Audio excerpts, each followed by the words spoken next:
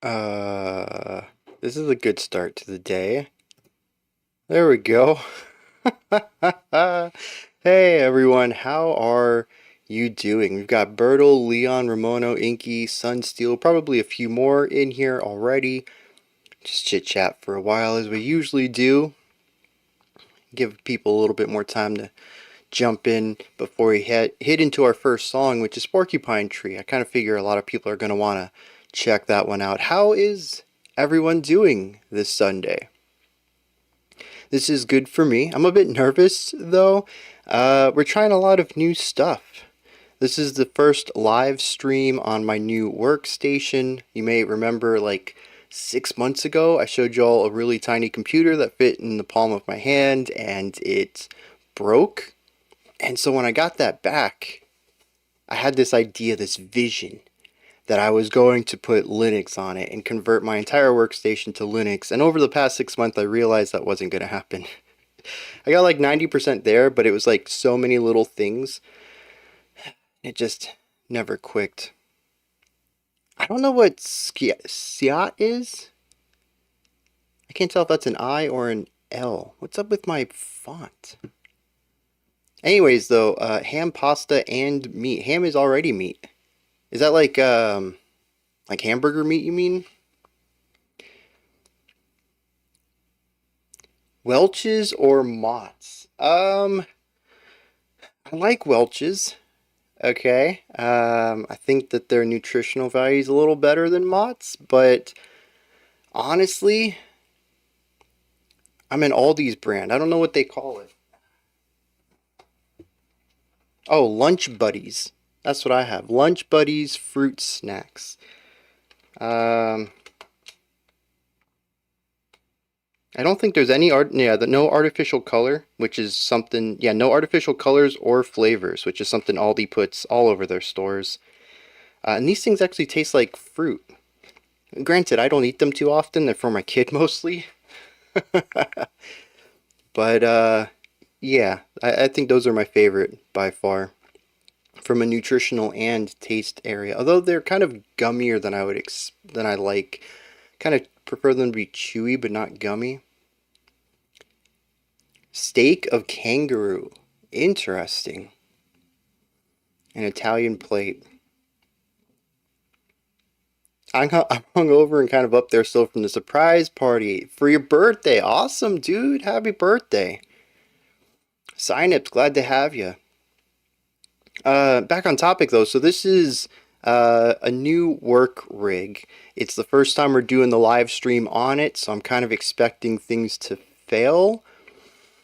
There's some things that I didn't have set up quite as well as I wanted to, like this stuff. I still can't get Discord over here. I tried for a couple of hours last night and an extra hour this morning, and I've just kind of given up on it. I'm going to get support from the developer this week, and if that doesn't change anything, I guess I'll be finding a new solution, because I am looking into streaming on multiple sources in the very near future.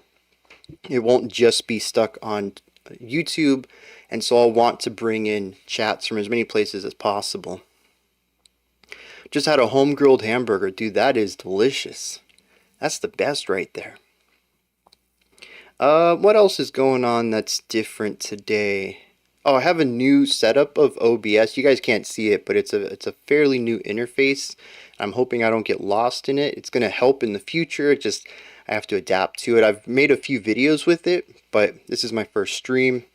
And I got rid of, I don't even think it's around here. I used to have that little Bluetooth number pad that I kind of hacked together to change sources and stuff, to change between, videos and to change the currently on song and stuff.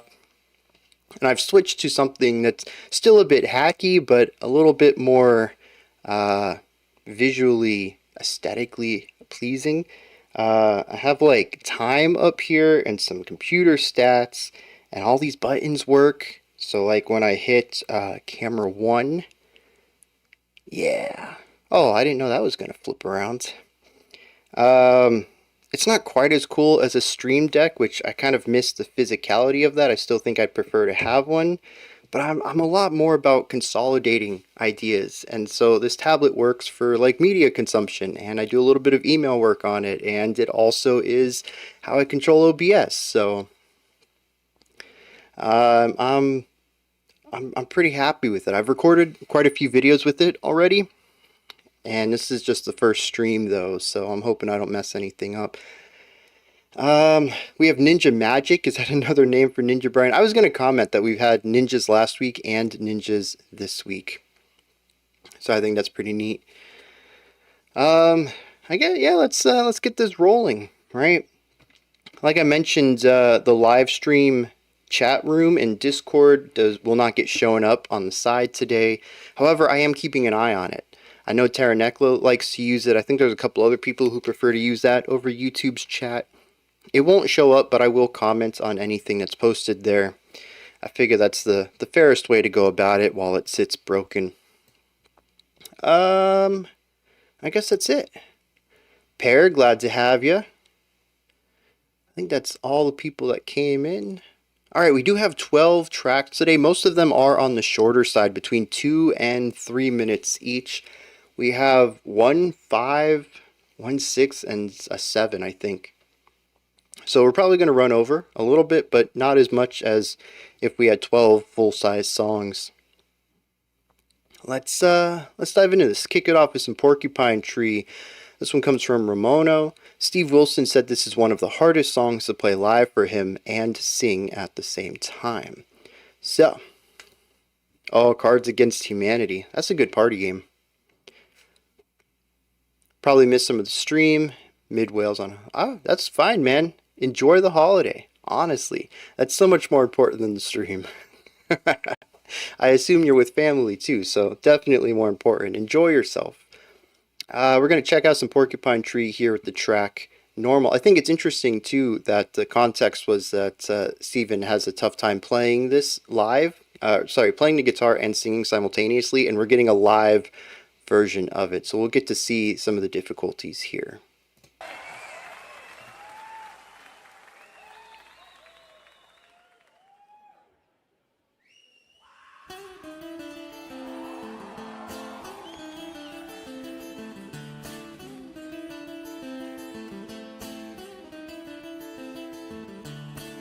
Hey, nice. Glad to have you, Nico.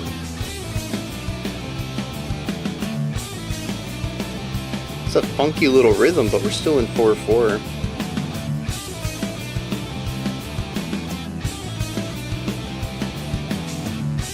Yeah.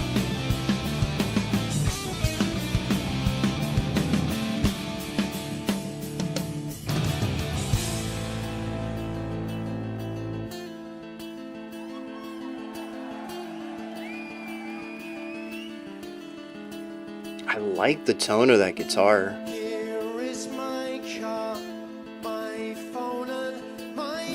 Why are you struggling in 4/4?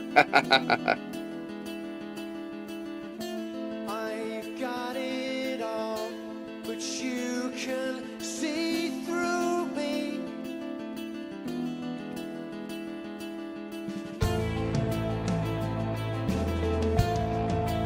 I mean, as expected for Porcupine Tree, this is just phenomenal atmosphere building.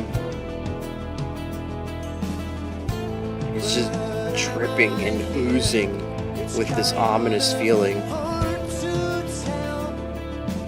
Oh, interesting. So this is a different version than the studio version?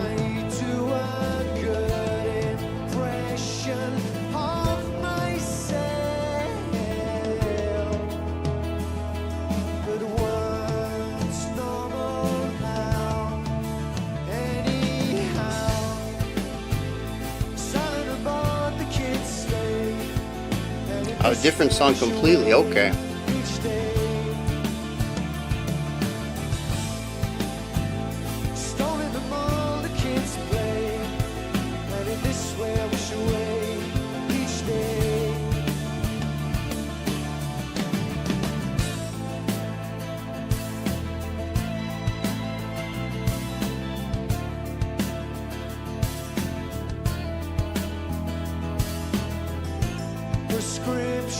It's interesting to see the drummer have a wired IEM and for it to hang down in front of him.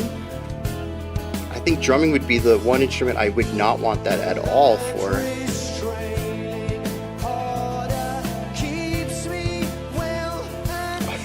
Even better that it's not like some high tier expensive guitar.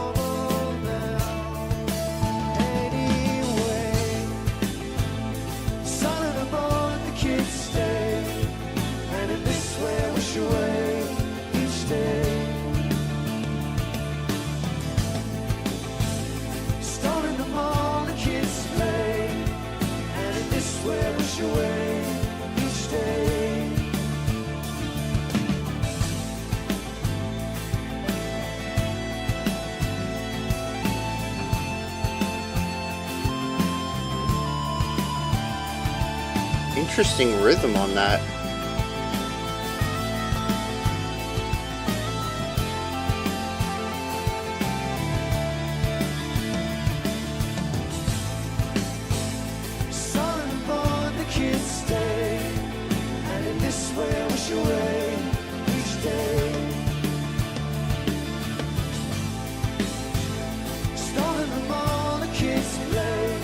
I like how this chorus has a little bit of an uplift to it. It's not completely into a brighter sound, but it's nowhere near as dark and ominous as the verse is. It's like a little bit of like a silver lining, a musical silver lining.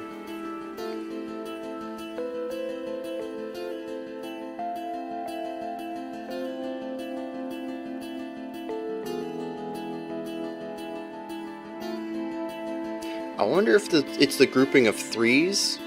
I mean, he's playing faster too, but he has two very different rhythms between his vocal melody and his guitar melody.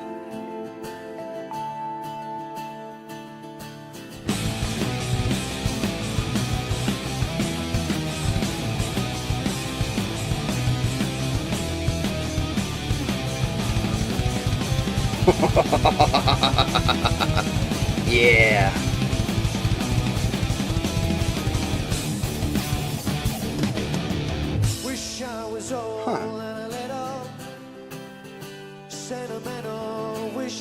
Like an immediate subsiding of rage.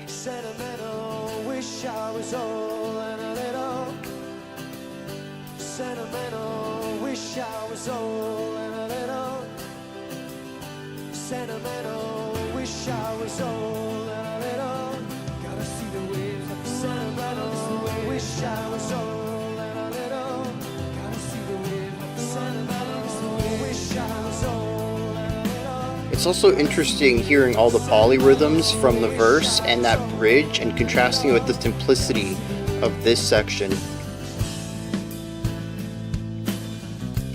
It's also where the uplift comes in, so I wonder if all that's combined somehow.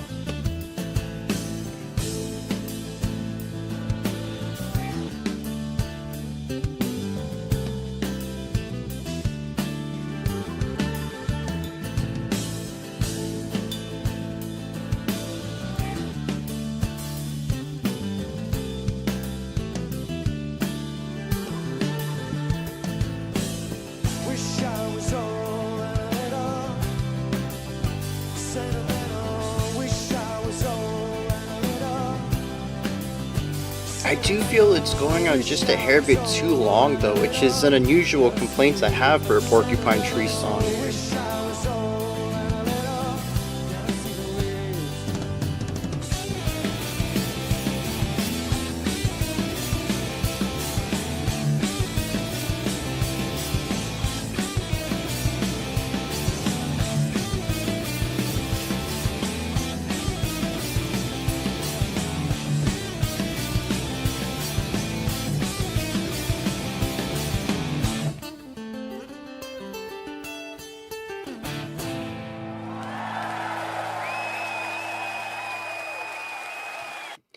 Yeah.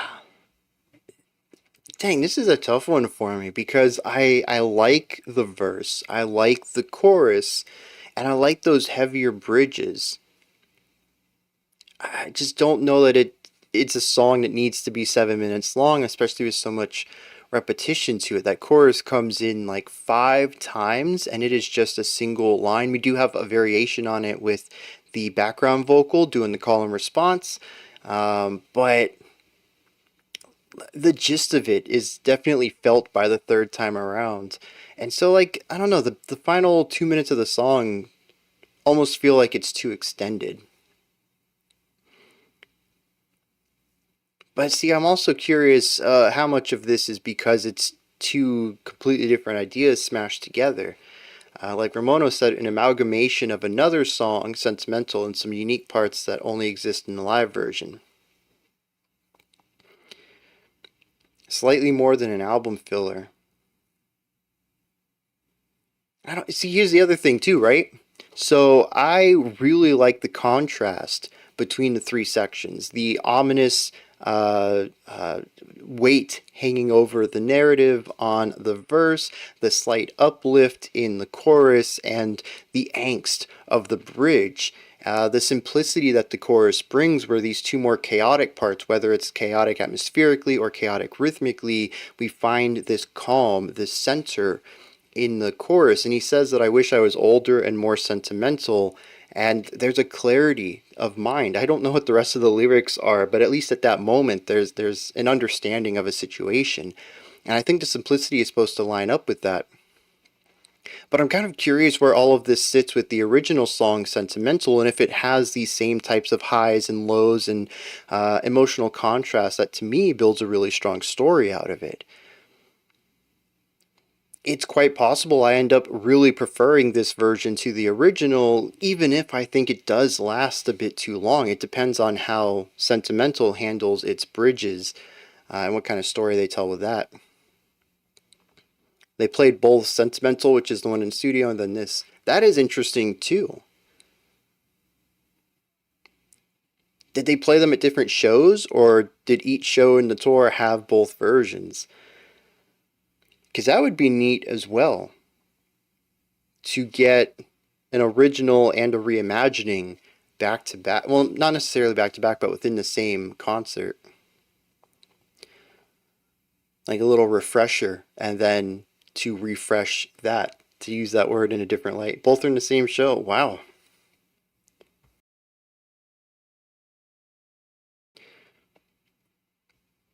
Yeah.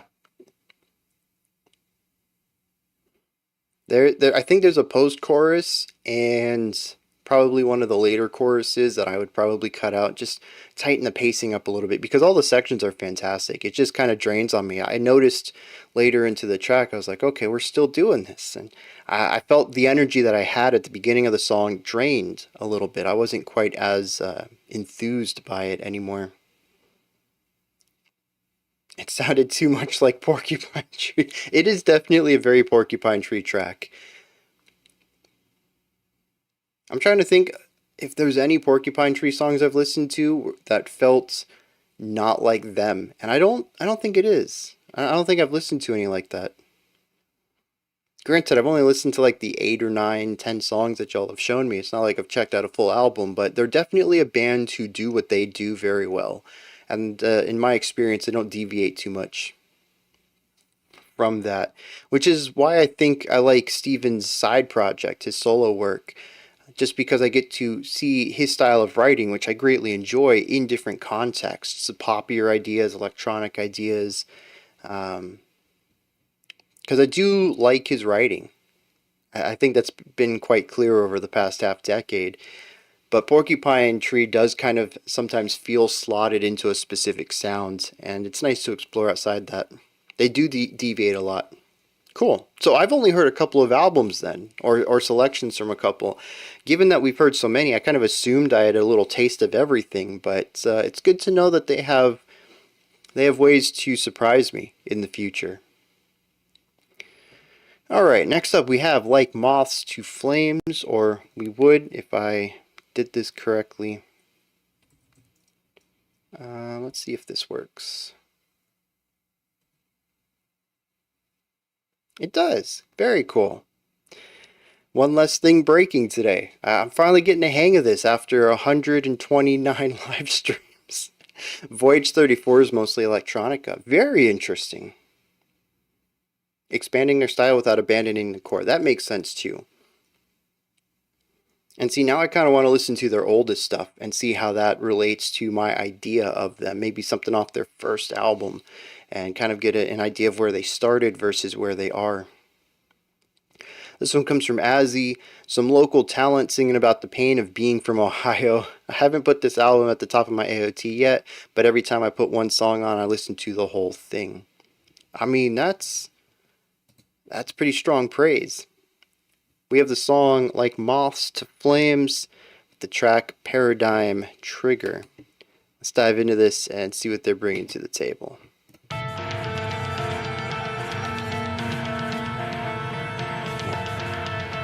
Not sure if this is a triplet yet.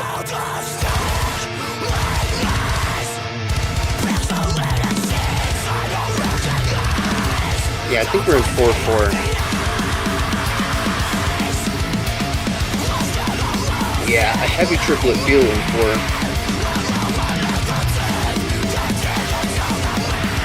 definitely a cool name. I agree with that.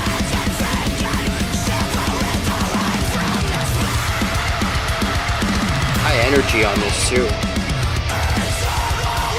Got this high-pitched tremolo stuff over here.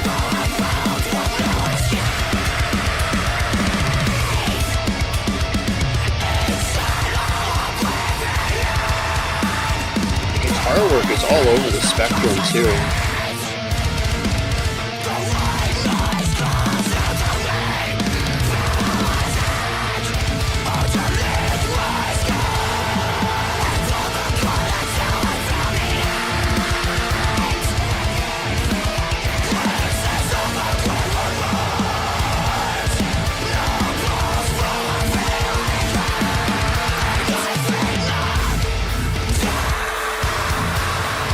Hitting at halftime.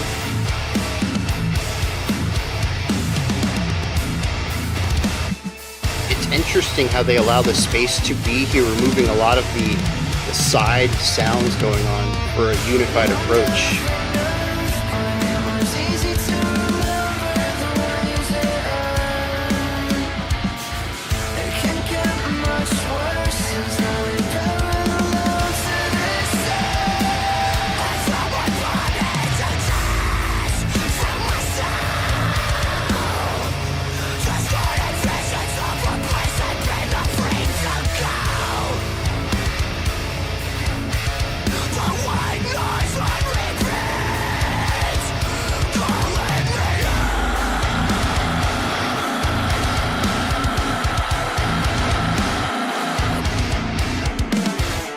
The guitars were trading off on me.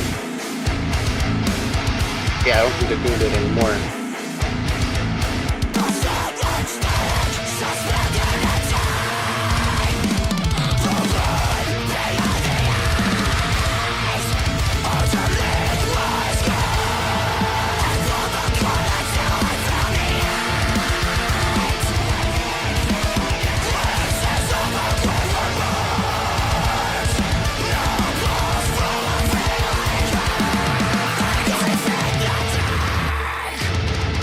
I think in a different context, I would have had a very different understanding of this song.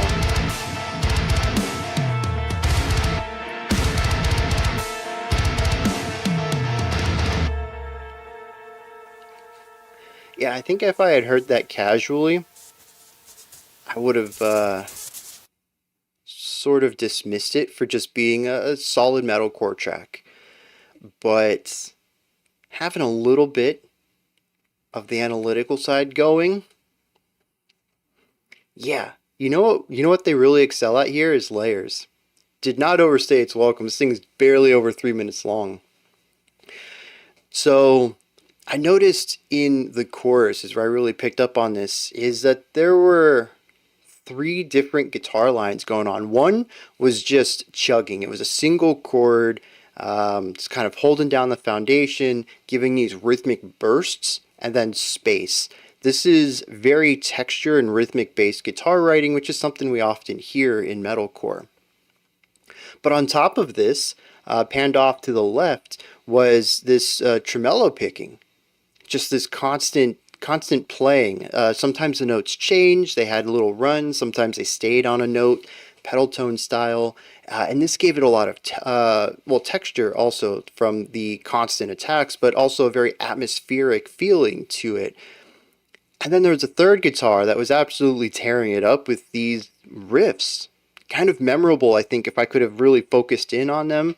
But, moving ideas. And so we have the rhythmic approach, we have the textural approach, and we have the riff-heavy approach. All three sides of metal present all at one time. It creates something very cacophonous, but very interesting, very dense. The production was clean. If this was any more compressed, I don't think I would have been able to pick out all of these different things. So I'm glad that they went for a cleaner sound. And then the vocals, too. We typically had 2 or 3 different harshes going on at any one time. It really fills out this vocal presence. They're not always doing the same thing, so it does create this element of like pitch bass layering. The cleans came in and they had like a synthesizer thing going on behind them, giving them a very modern sound. And all of it, it's just super densely placed. It's kind of difficult to hear any of it. It's super chaotic in a way that I think most people are just going to pull in the whole thing. And like I said, in a casual setting, I probably would have as well. But I'm really glad I got to see all these layers. There's probably 9 to 10 layers per section here, if not more. I'm sure there's some harmonies that I didn't hear as separate ideas that would probably be their own layer as well. And yeah, the thing is just, it's so massive, and it's what makes that what was it, the post chorus, I think it was, maybe it was after the second chorus before the bridge, when I talked about everything kind of leaning into one specific rhythm, and I was like, there's nothing else going on here, there's no other layers, it's a really spacious sound. It was right before the cleans came in too, so it kind of brought the energy down and allowed us to sustain this lower energy before bringing the harshes back.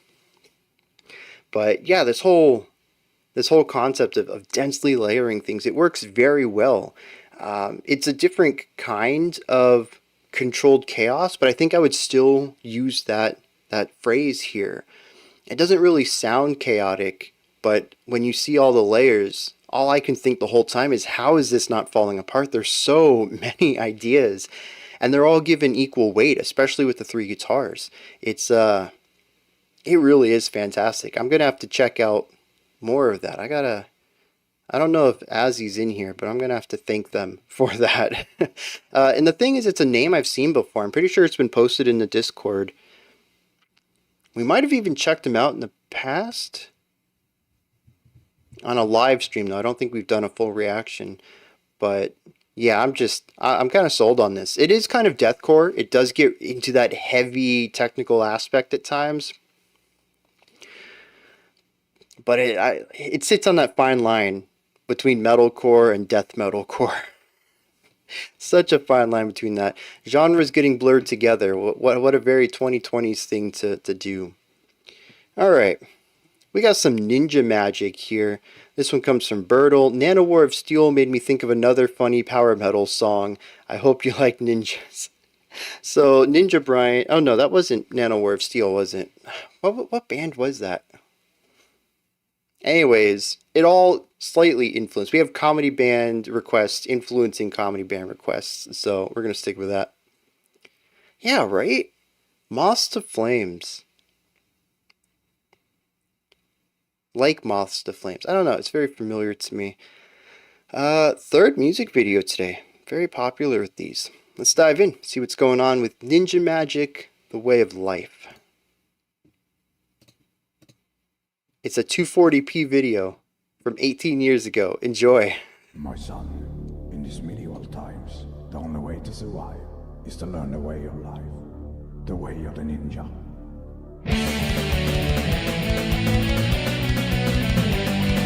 Very punky.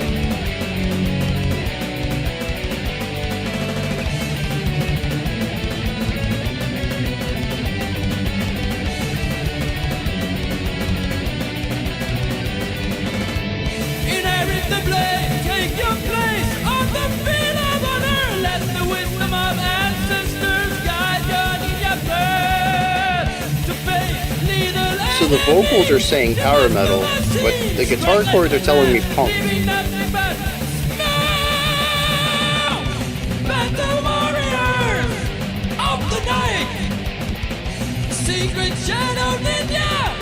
And the music video says black metal, but ninjas instead of corpse paint.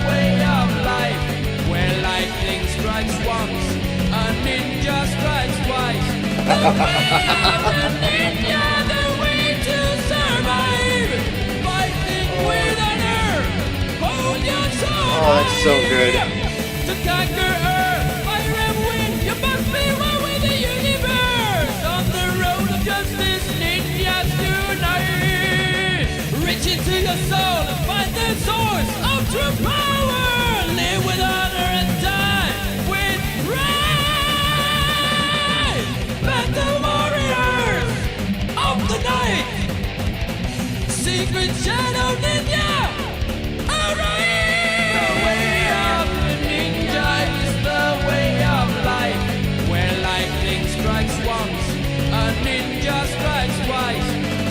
I love that line.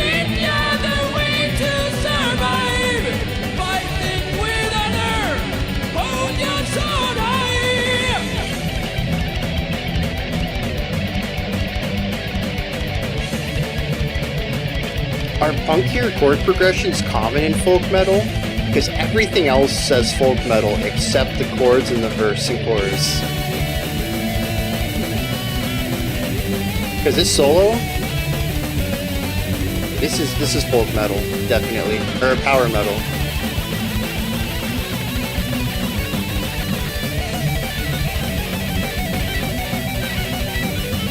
The way of the ninja is the way of life, where lightning strikes once, a ninja strikes twice.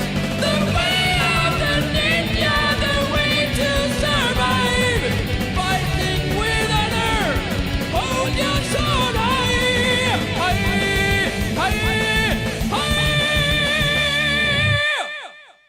Yeah. Okay, so Ninja Magic.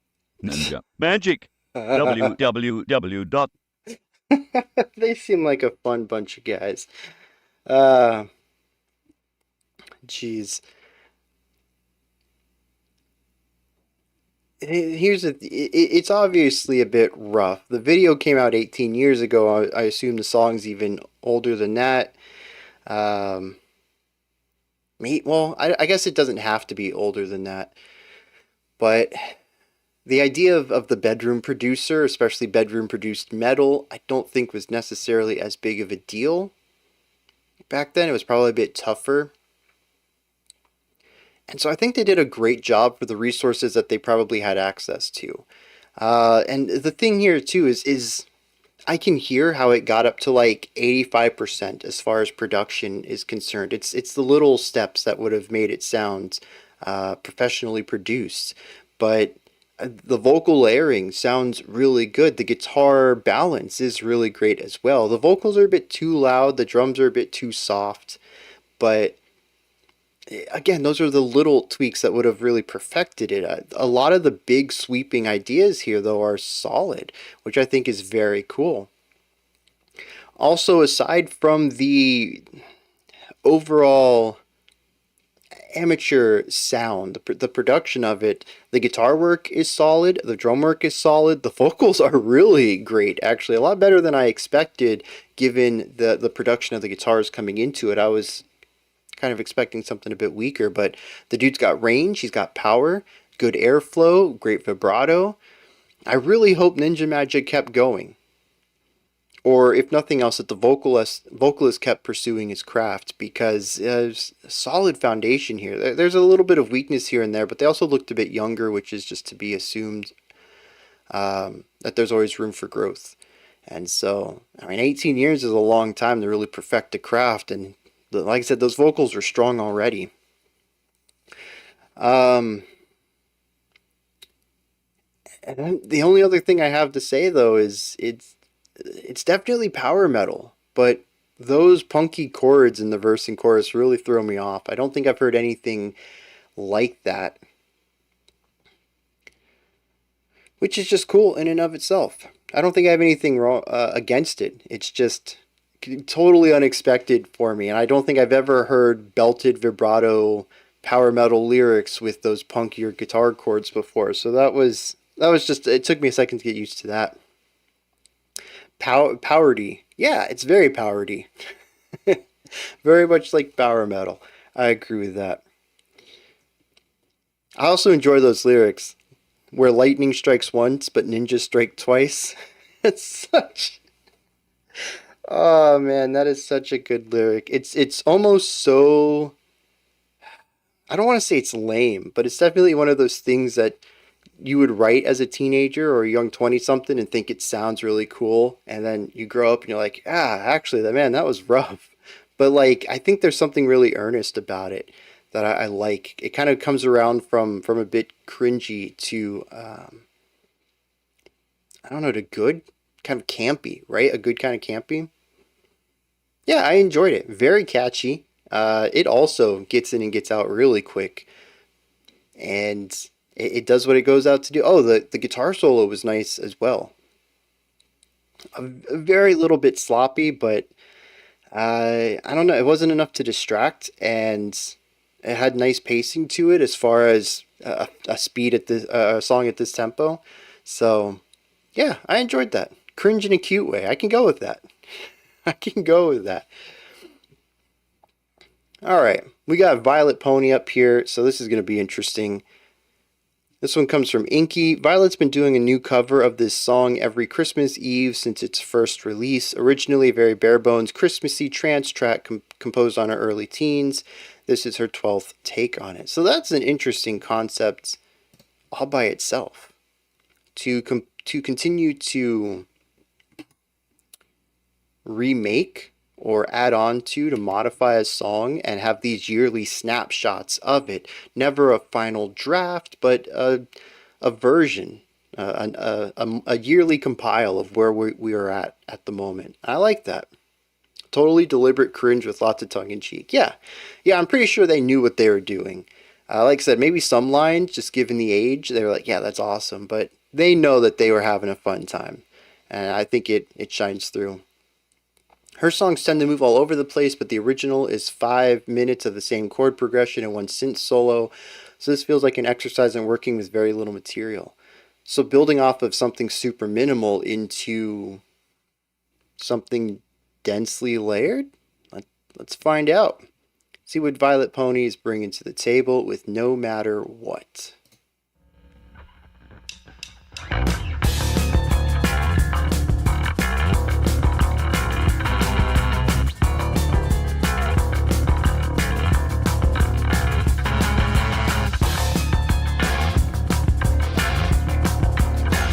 I'll start off though, this is not very Christmassy to my ears. It's an interesting start to this.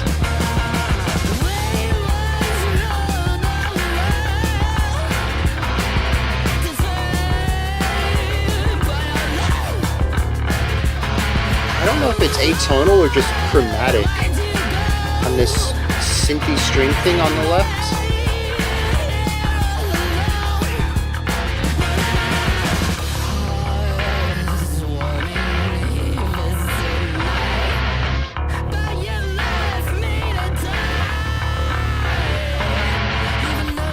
That compression on the vocals, I enjoyed that.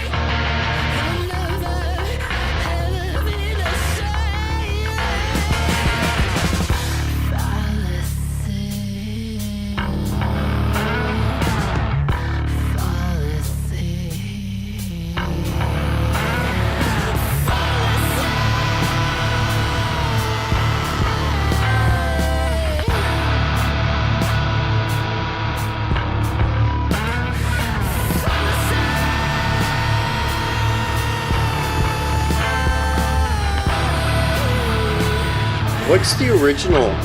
Is the original also called No Matter What? It's just another word for a life gone wrong. It's a fantasy in a world of its own. Lights miss around the end of the scene, but no pony's gonna stop us. It's our biggest dream. Because I really want to hear how this started to where it is now.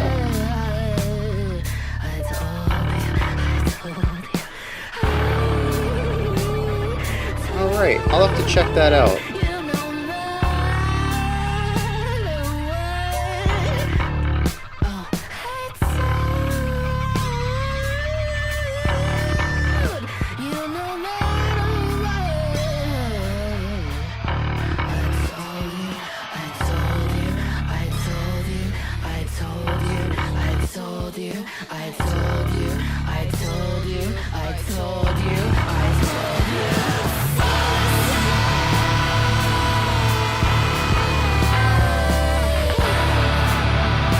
What band does this remind me of, though?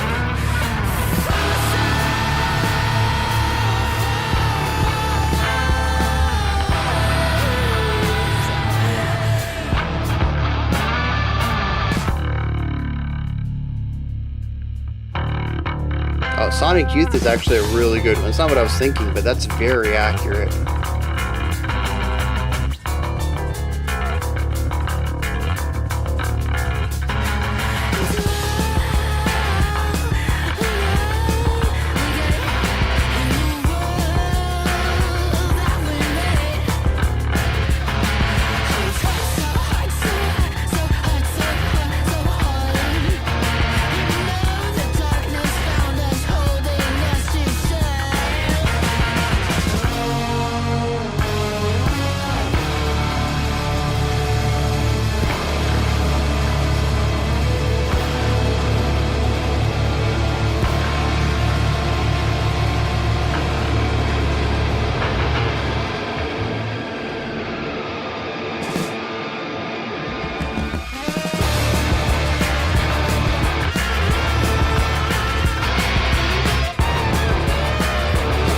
Okay.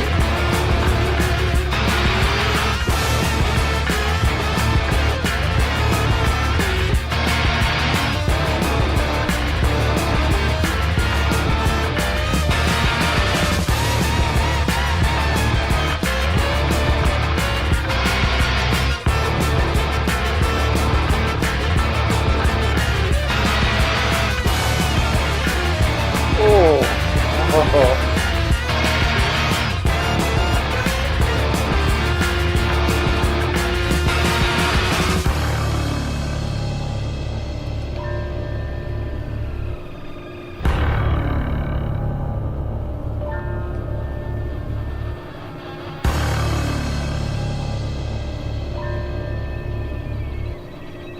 Just going for the ominous ending. I do like that contrast, though, the sheer size of that bass tone versus the light pluckiness of the piano. Okay, that was a trip. I wasn't too sure about the middle. Got a little shaky, but dang, they stuck the landing. I'm down for that. It definitely has a lot of punk energy. Someone mentioned Pixie, someone mentioned Sonic Youth. Those are really good comparisons, given just the raw grittiness that's going on. The previous versions are in a compilation linked on Discord. Awesome. I'm definitely going to have to check that out.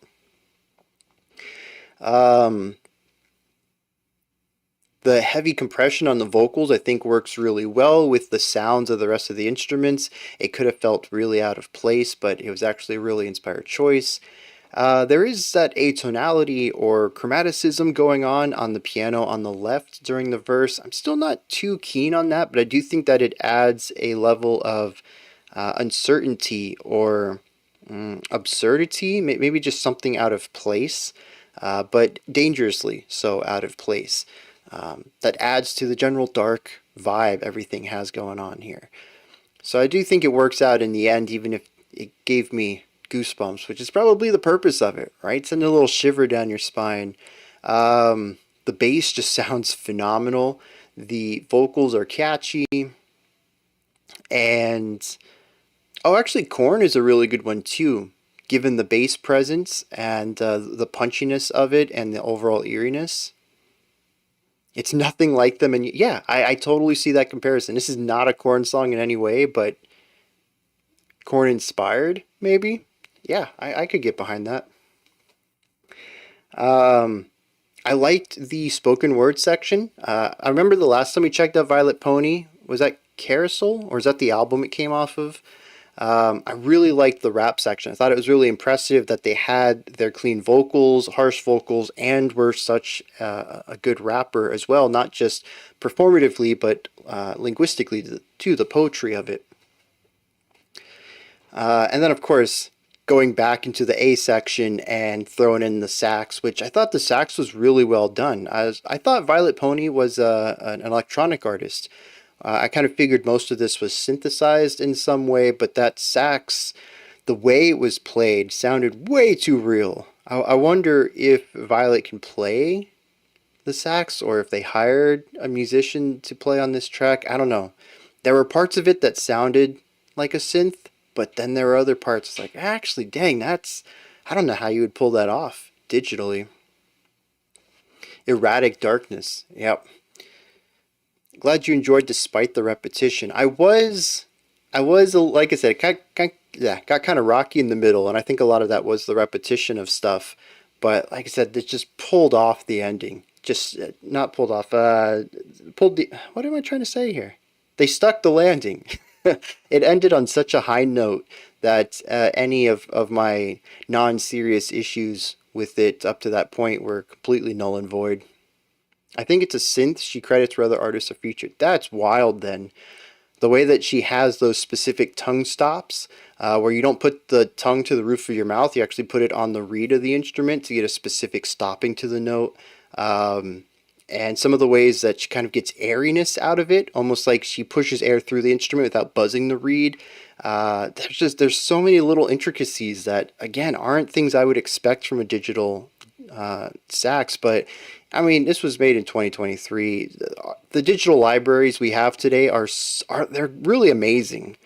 So it is getting to a point where I think it's becoming difficult for me to discern what is digital and not if you're using modern libraries.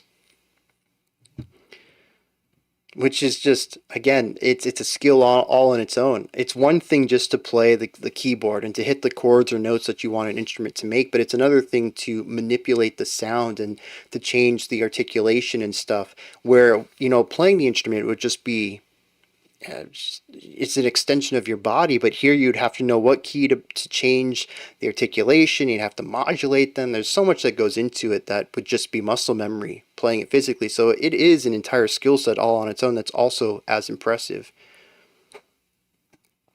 Yeah, 2 for 2 for Violet Pony. I don't know why I haven't listened to the rest of her work. I'm going to pull it down just in case. I'm pretty sure it's already in my list and I just haven't gotten to it, but I can't risk not having it in the list, so. Dang, that was good. All right, Virginian Eyes by the Human Flight Committee. Carousel is the album you'd enjoy most. All right, I think that was the one that we checked out last time too, so. I don't know if Jerome's joking or not, but that would be wild. Last release is EDM, probably less. Yeah. Just okay. Text, man, it's hard to read intention and sarcasm in that. But you never know with the internet. Yeah, you never know. I mean, I think I've said this before, but there was a close chance that Ian, I can't remember his last name. He was the guitarist or bassist for Anthrax, that he would have showed up at my family dinners. And his high school sweetheart was a family member of mine. So life didn't end up going that way, but the connections people have to people. You never know with the internet. You never know who you're talking to. Do we get context on this? No, we didn't. This one comes from Nico. The opening track to their first album from 2002 and one of my favorite emo songs of all time. The middle section from this has been my cell phone ringtone for 15 years. Wow. What is my ringtone? I'm kind of curious now. I customized my notifications. I've been using the same notification sound forever.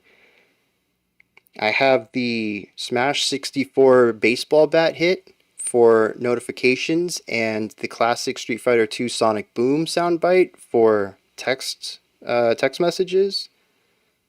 But I don't know what my phone ringtone is. That's because nobody calls me.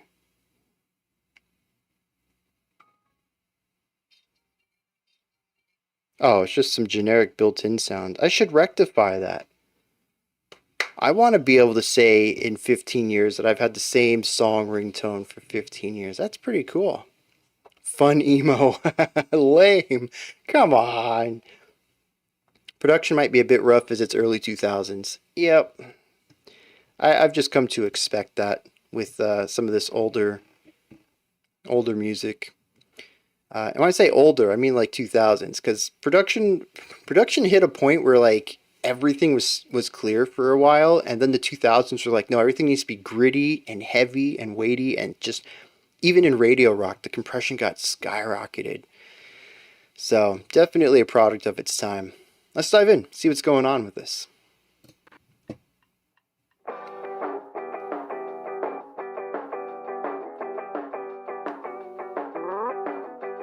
That backbeat, snare on 2 and 4 with this bouncy guitar. This makes me want to dance.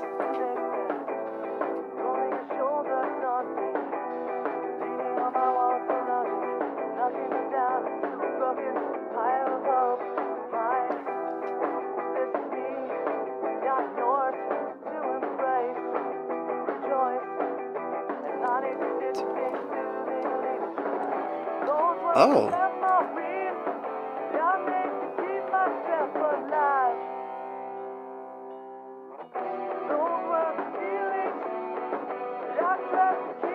Is this right?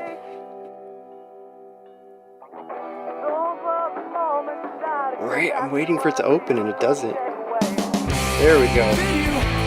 It had me going. I was like, is this the song?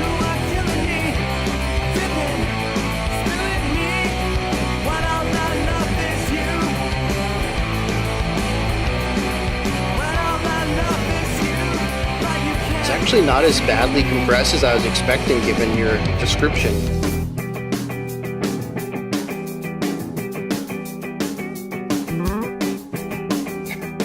A little bass slide. You know my feelings, unlike you, I laid them out to sea. But it means so much. Feeling my soul, you can really empty me. Inside, it's someone, but it's not your fault. But it seems bending out your love, my sanity on my feet.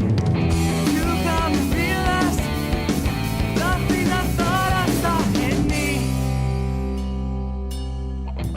You see the rest I thought to be the same as what I thought I saw in me. I like the layering of the two guitars too. You come to terms with the simple fact that I know how to be done in you. Before filling out the electric guitar to both sides.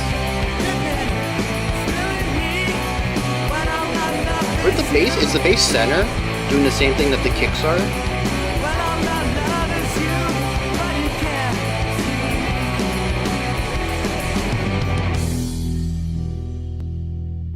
Yeah, I lost the bass guitar there.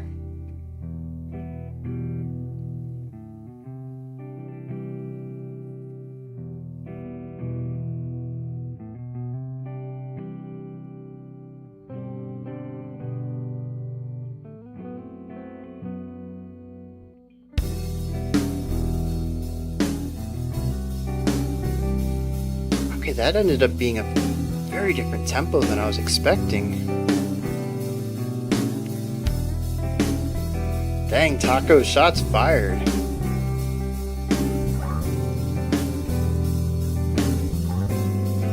Yeah, that's what I thought. It was so clear in the verse.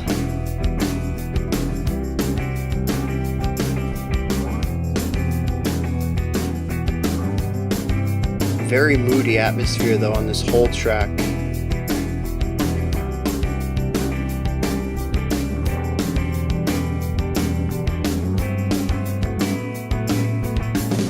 Tears like stars in the plastic sky, in your placid eyes.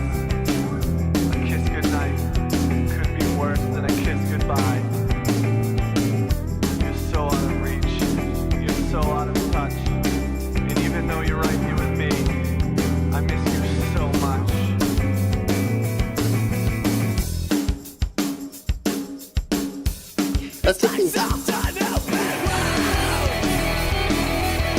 Like, rhythmically, it's very fun and dancey, and then it just has like the dreariest atmosphere on it.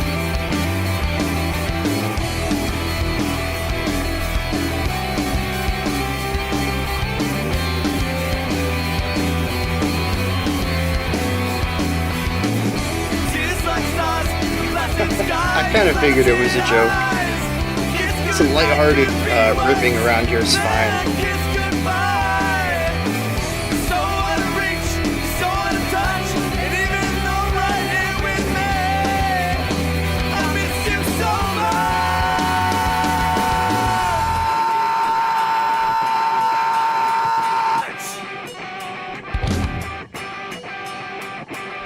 That was interesting too, the compression.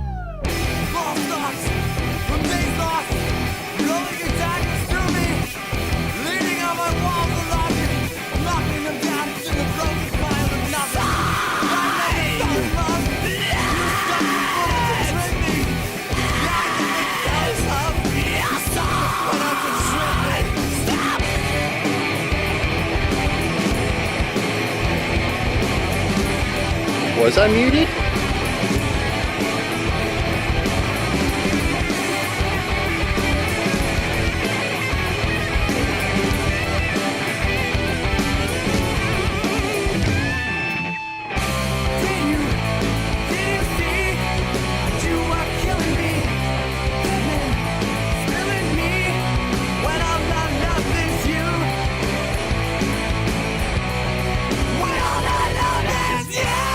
Oh, okay.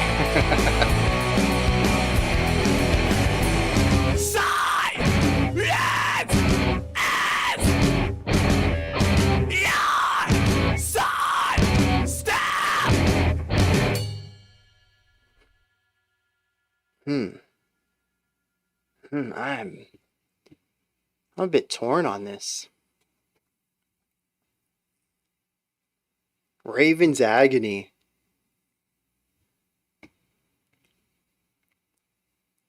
I'm gonna have to check that out just from the thumbnail. With my luck, it's black metal, but... Alright, back on topic here. I did enjoy that, I think, for the most part. What stands out to me as a highlight, though, is certainly the bridge. I think that was the best part of the track. It was also the peak, so I don't think it's that fair to kind of say that it was so much better than everything else. To me, it was more of a step up. But the general idea here is that not only do we get more energy and more drive, which I felt the song felt a bit flat. Despite the compression in it, it has energy in the writing, but not energy in the sound, unfortunately, I think. And it brings that up, it ramps it up. I think a lot of that is also the harsh vocal that we start to hear in there, but it's also the dual vocals, it's the grittier guitar work.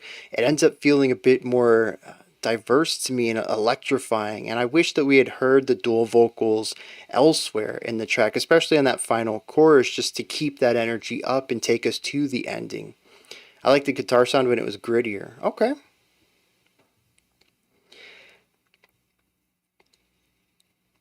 But I think having the lower energy opening verse and chorus were fine to build into that. I wish that there was a little bit more energy difference there, a production thing more so than a compositional thing. Just to kind of differentiate the verse and chorus a little bit sonically, build into that bridge as a high point, and then utilize the scream on, I think he said such or something like that, and it held out past the bridge, and then had used that energy to move into the final chorus with dual vocals. Not even necessarily harsh and clean, but just bring back some of the harmonies. And so I kind of foresee this song having a really stronger ending to it if maybe they decided to remake it today. It was like they couldn't decide on what they wanted to accomplish. I can kind of see that perspective. Kind of. Maybe it's also, though, that I'm very used to this. This sounds like emo music to me, or bordering on screamo. And so this sounds very commonplace to stuff that I've listened to when I was in my teens. So it doesn't sound as lacking direction as maybe somebody outside of this listening style might find it to be, which is always a unique conversation in and of itself, that, you know, what we listen to, our experiences craft our biases. Emo is not my cup of tea.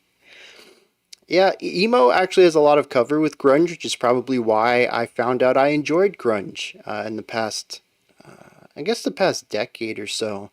I never really liked grunge when it was big, and I didn't really like grunge when I was a teen, which was around the 2000s. But I grew into enjoying it, and I think it's because there's a lot of overlap with emo, particularly with the vocal work more so than the drumming or guitar work. But yeah, I enjoyed that. Before we dive into our next one, which is less than 2 minutes long, I told you there were some short ones today. Yes, Refused. Man, Refused is such a good band. I gotta go make some lunch for my kid, but y'all give me 5 minutes and I will be right back.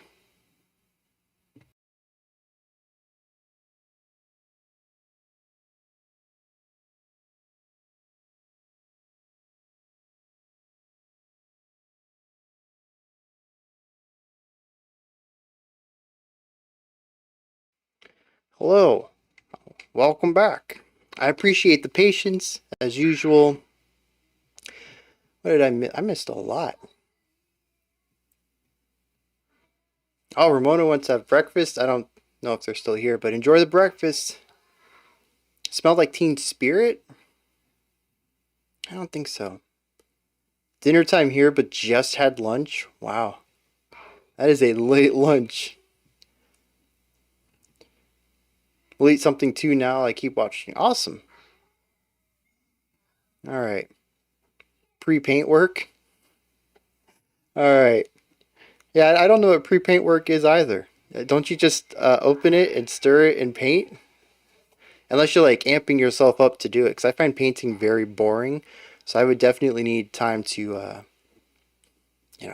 psych myself up for it. I don't think I was entirely ready for this. I did forget one thing, didn't I? Well, I forgot the script earlier, too. Alright. Let's hope this works. We got context on this? Oh, we haven't even changed things over. Oh, maybe we thought grunge just smelled like Teen Spirit in your team. Oh. It's possible. There were a couple of Nirvana tracks that got radio time, and I think that was really my only exposure to grunge. And I didn't dislike Nirvana, but they never really clicked with me. And so it wasn't until I guess about my mid-20s, give or take, when I discovered Smile Empty Soul, which I guess is technically classified as post-grunge, but to me it just sounds like grunge, honestly. Quiet verses, loud explosive screaming on choruses, and atmospheric heavy guitar stuff. Really dreary and draining. But yeah, I had only ever heard the song Bottom of a Bottle, which was their big single back in the day. But checking out their self-title, was it their I don't think it was their self-title. Whatever their debut album was, though. Bottom of a Bottle, still not my favorite track off that album, but the whole album is just solid. And so I think it was 3 years ago, I did a full album dive of theirs. And their first album's really their best. But they have a couple of good ones, too. Silhouettes of Nowhere Kids. Dude, I play those over and over and over. The whole, like, first 5 songs on that album is just perfect. It really is. It's so good. I mean, the back half's great, too. But, yeah, Silhouettes, Nowhere Kids, the album just starts so good. Sets a really high bar for the rest of the album. Which is like a double-edged sword, right? You're putting your album list together and you want to put your strongest ones first. You want to hook people once they've started spinning your CD, but also that means that your weaker ones are at the end. Kind of ends on a low note. That's not good. You don't want to leave a sour taste in the audience's mouth. So, like, what do you do? I don't know. I think I said it during the album review yesterday that, I sometimes criticize how albums flow during these reviews, but it is not an easy task putting, your track list together, figuring out what should go where and how the album itself should flow. And there's a lot that goes into it. All right.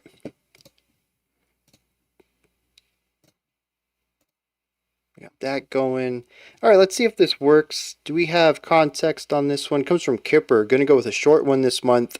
Dream Pop Shoegaze. Very short, just 2 minutes long. Let's dive in, see what Soft Blue Shimmer's bringing to the table. After I massively adjust his sounds. That would have hurt all of our ears.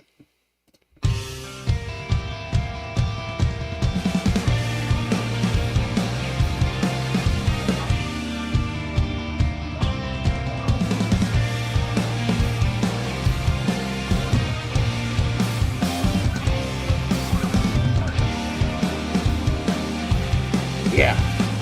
They have this thing where they constantly give this driving energy and then hold a note out and just allow it to sort of levitate for a second before jumping back into the jam. That tempo shift down too. Jeez.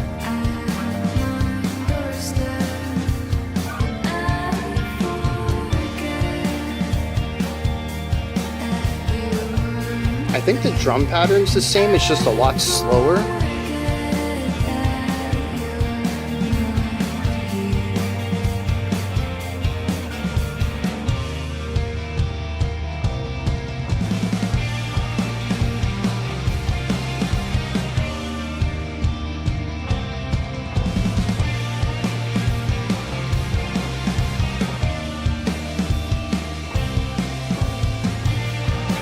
Any guitar work over here on the right.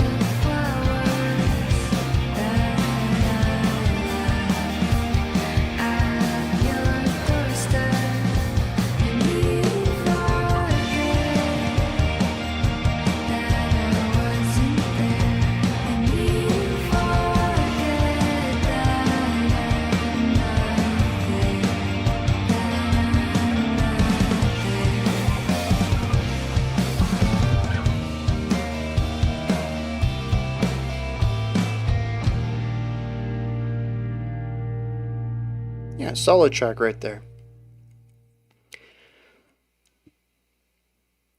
I do like the general atmosphere of it. It's very hazy, a little bit of negativity in there, a little bit of positivity. It's not wholly sad, but it isn't happy either.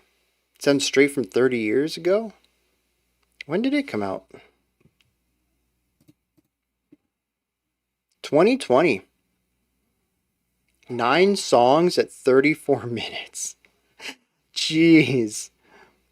That is just barely longer than an EP.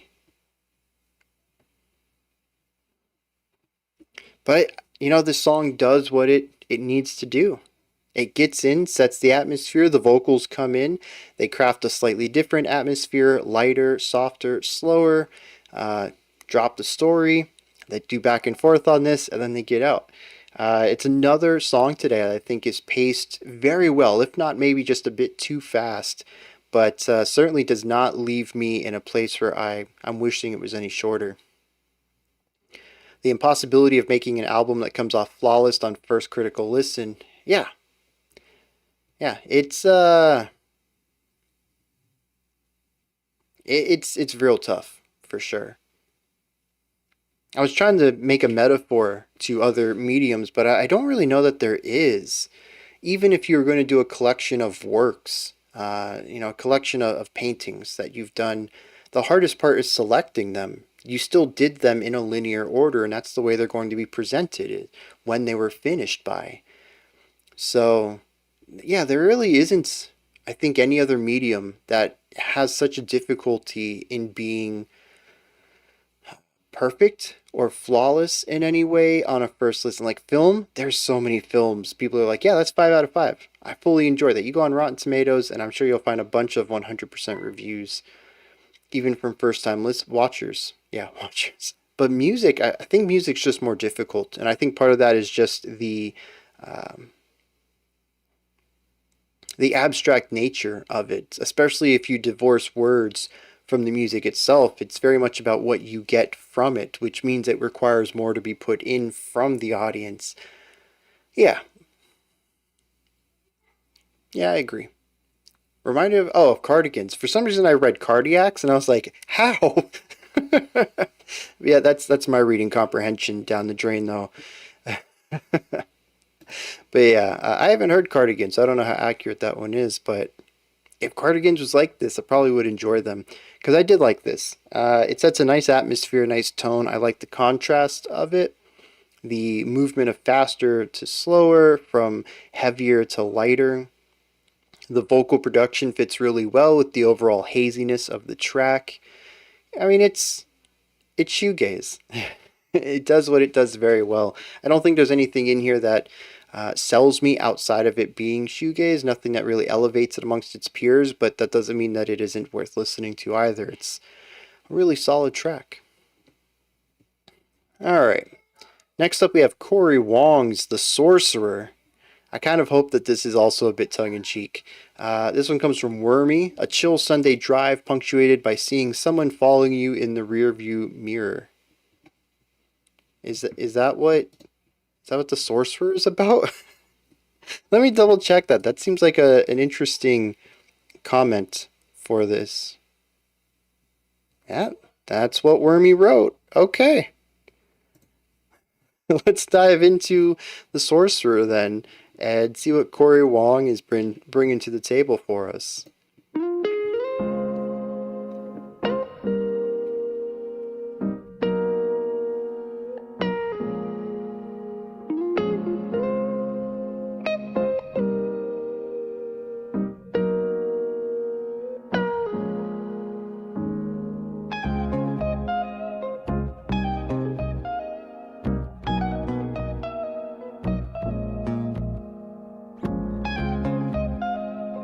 This is gorgeous.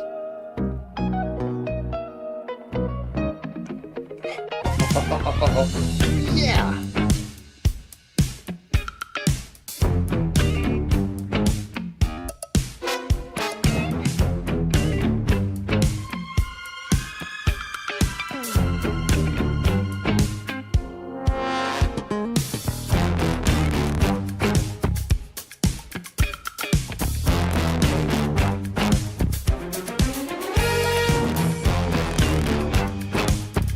This idea of calling response where the response is different every time.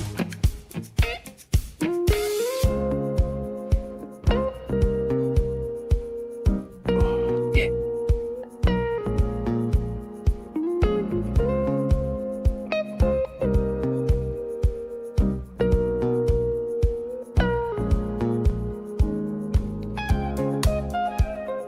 Dude, I'm gonna have to hit Wormy up and ask if the rest of the album's like this, because I'm sold. This is so good.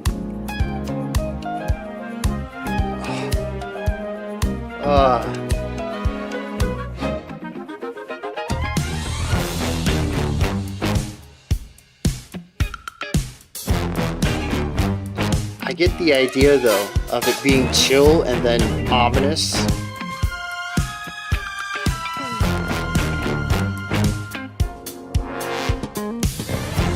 That bass work though.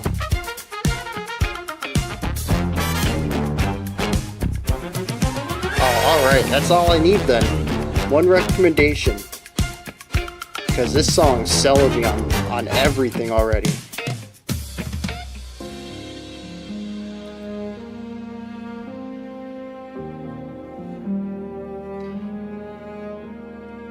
Now, this is an interesting turn. At least the other two modes, they kind of fit together with their funky syncopation and general jazzy writing. This is a huge departure, though. I'm curious where it goes.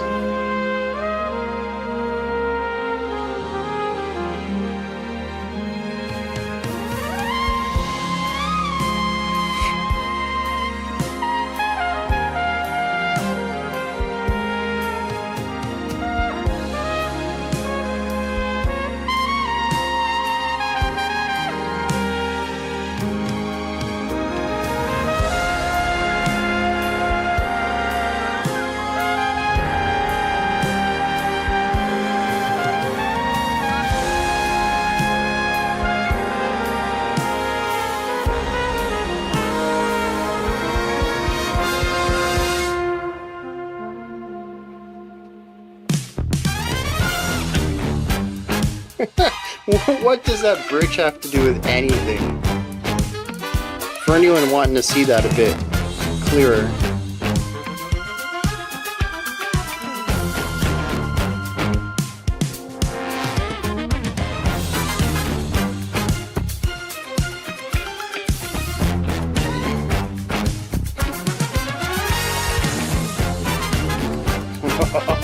Oh. Yeah, no problem. Dude, that's a blast. That is just... See, here's the thing, too, is that it is a fun song, I think, at its core.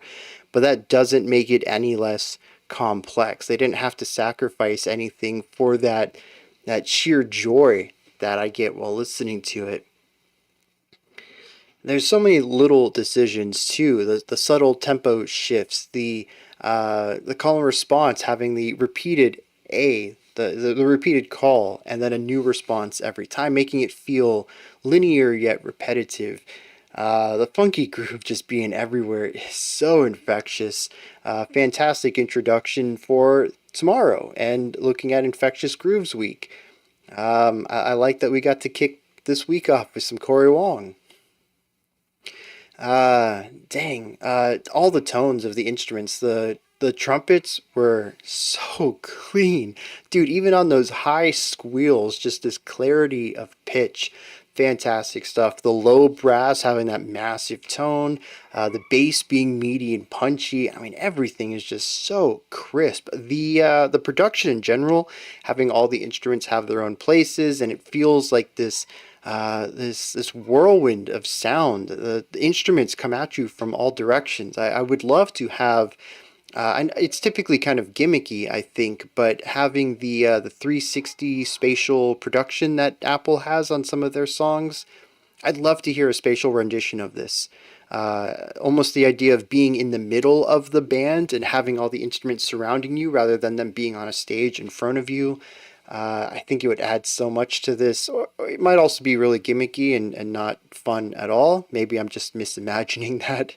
But just the sheer like two-dimensional placement makes me think that a three-dimensional placement would be very cool on this. All of the percussion, man, right from the beginning, we had snare and bass and cymbals, but we also had wood blocks. We had what sounded like hitting the drumsticks together. We were hitting the sides of the drums, the metal rims of them and stuff. Like, just, there's so many sounds in this. It's so good. It really is.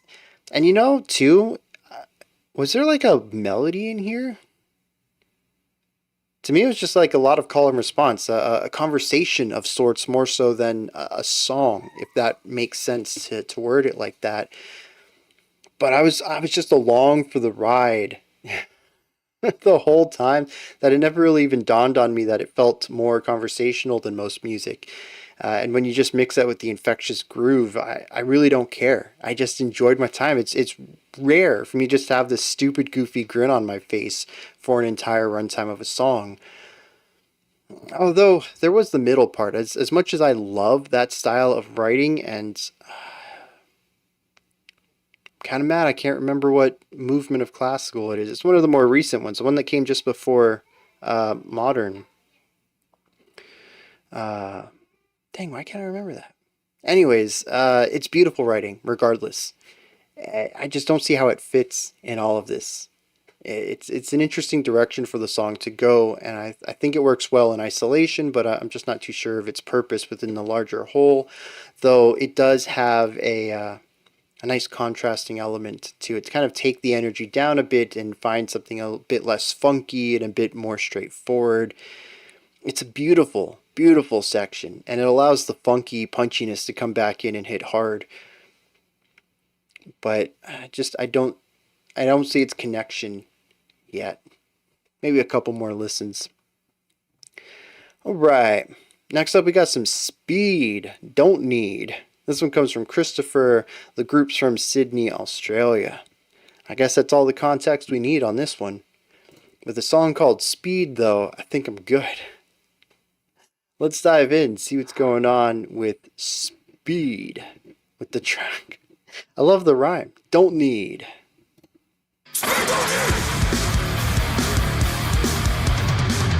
Okay. Okay.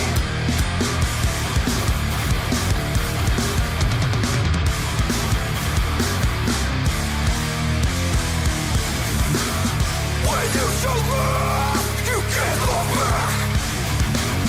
No game to guess it, just go right fast.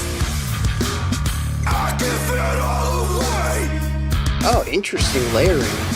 I give it all, 'cause sacrifice may be this way. Don't need no stories, don't need no Right? words. Let's start. Me and mine, don't need your words. Don't need pretending, I just got relate. You and I, we ain't the same. Your mouth is running, but I hear no sounds. I just stick by the ones who stuck around. I give it all away. Dude, what in the world? What's real to me is your fantasy.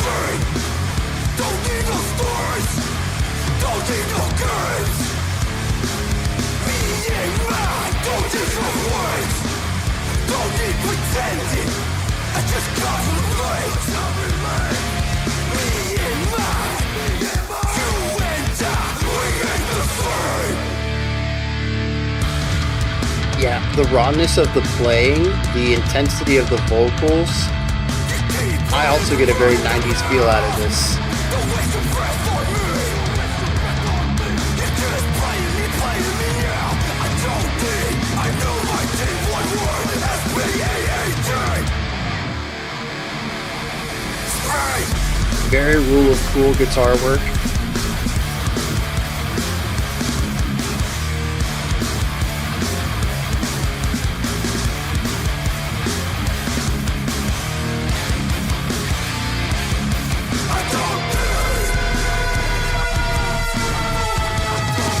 So our breakdown.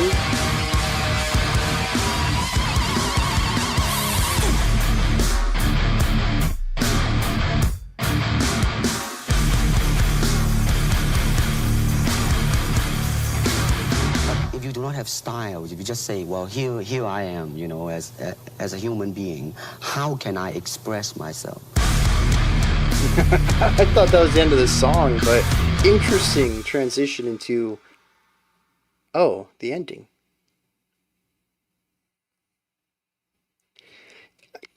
I mean, this is a straightforward track. I don't know that I have a lot to dissect with it. Hey, Mag! Or, I hope I pronounced that right. I just realized that the G's capital, and maybe that's a separate syllable entirely. Oh, snap! Is that also speed? Okay, we're not going to listen to this whole song, but this dude's got a flute.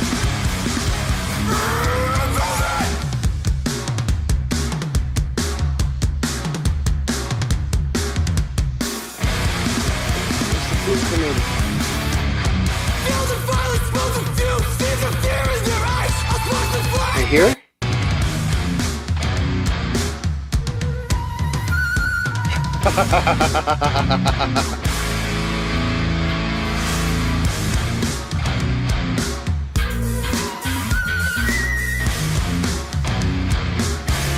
Okay, so I think my favorite part about that is they're probably using studio audio on top of the music video, but just thinking about moving with all this head movement and ensuring that your embouchure and the breath is still going exactly where it needs to go across the mouthpiece. Just, yeah.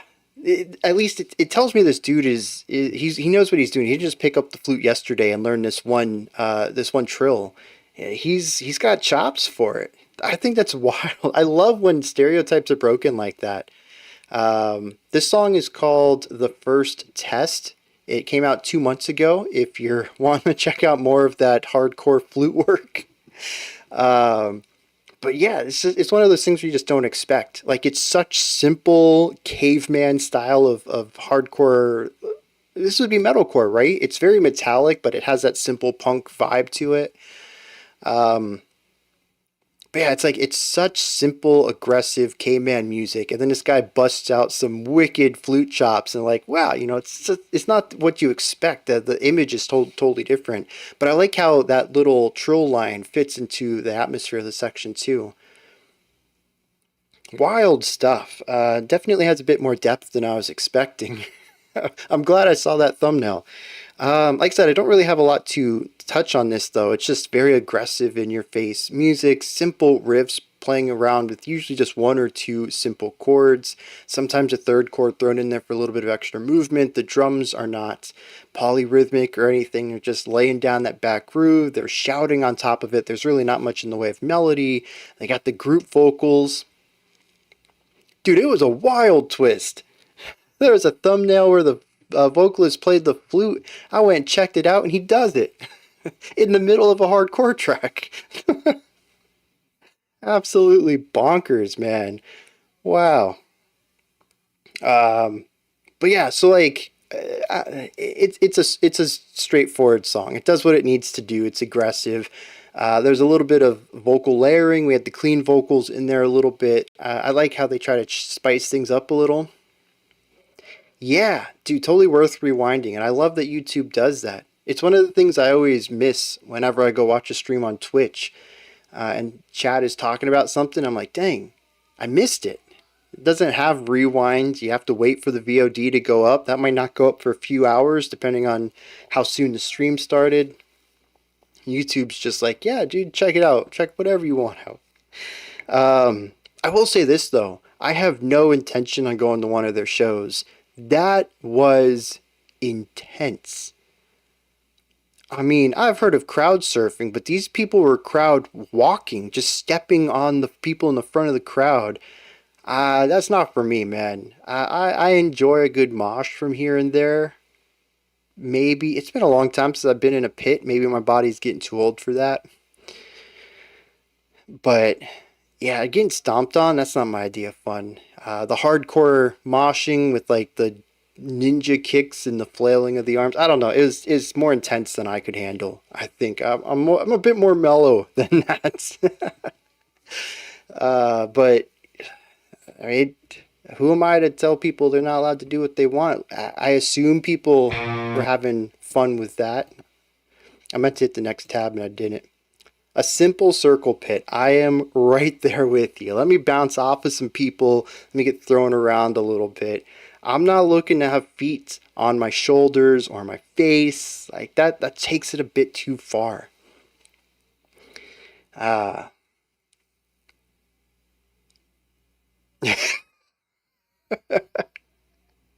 jeez. But like I said, they seem to have fun, and I assume if you're a fan of speed, you know what you're in for, being at the front of the audience. A lot of people jumping off the stage and stuff. It seems like something people do at speed concerts. So, I kind of hope that if you're up there at the front, you've signed on for that. And you're having a blast. All right, we are making decent time here. Granted, a couple of 2-minute songs here and there helps with that. In English, Rage Against the Machine use flutes sometimes. Interesting. I've never even heard of Censor. Did Emo Brian do moshing? You betcha. I broke my first pair of glasses in a mosh pit. What band? Oh, it was Hoobastank. Spinning Out of Control. That's where my glasses fell off. It was my first concert ever. I never took a pair of glasses again. In hindsight, it's not a good idea. I don't know why it didn't dawn on me then. But yes, maybe it's just called Out of Control. I don't remember what the song was called. I just remember that chorus. And I got into a mosh pit and the glasses were off. And I found them after the concert and they were mangled. I think I only found one of the lenses and it was cracked. So that was when I started wearing contact lenses. The Hoobastank concert. It changed the way that I approached vision apparel. Ah, jeez. I'm trying to think of what the heaviest pit I've ever been in, though, was. Because I didn't really find heavy music until I started this channel, and this is all post-COVID. I haven't really been to a concert since I started the channel.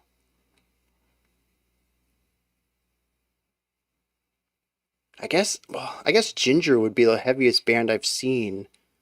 I don't think I got in a pit for that though. That was 2019, just a few months before I started the channel. And I think I even mentioned that when we did the Pisces reaction at the beginning of the video. I was like, I already know what their thing is. You know, I'm not here for shock value. We're going to do some analysis here. And that was why, because I'd recently seen them in concert. When you're in the front, you get hit by the flute. Geez, the flute would probably bend. They're hard. You're going to get hurt by it, but yeah, it's going to break too. I don't know. I'm still trying to think, man. What was the heaviest mosh pit I've been in? Oh, you know what, though? The music wasn't so heavy, but the mosh pit was wild. Was Skindred. I saw them at a festival. Never listened to their music other than that single they had back in the 2000s. Never Get Out Alive or something. Dude, that show went hard, though. That was probably the heaviest pit I've been in. Some new metal stuff.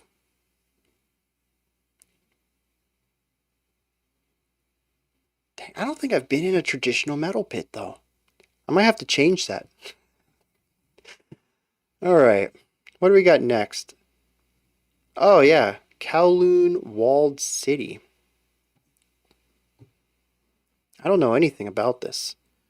This one comes from PL Jogging, heavy and dreary, but not in a way that metal is heavy and dreary. Well, now you've piqued my interest. What's going on here? Let's check out the song Lampblack and see what Kowloon Walled City is all about.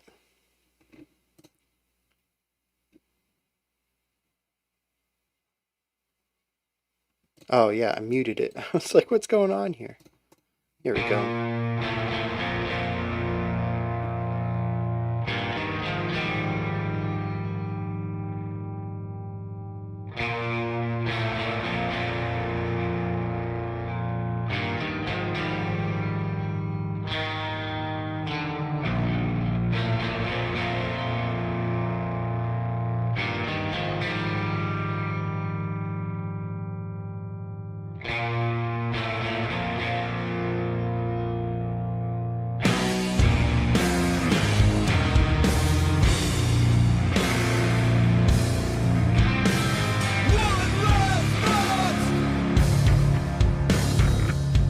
Climb the mountain to get a better signal? That's hardcore.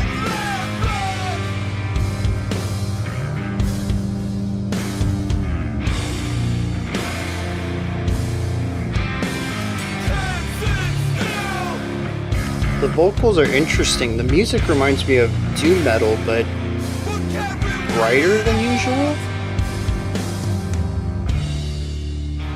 I'm still trying to place the atmosphere.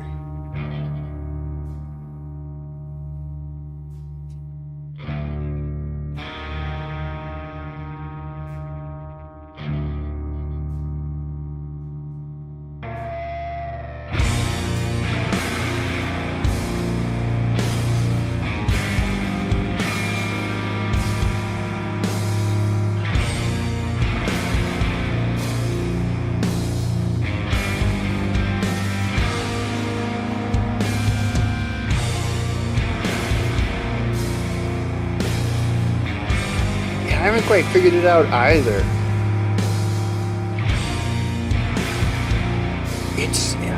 It's like doomy post-metal, but through the lens of, I don't know, indie rock, Midwest emo maybe a little bit. The vocals I still can't place though.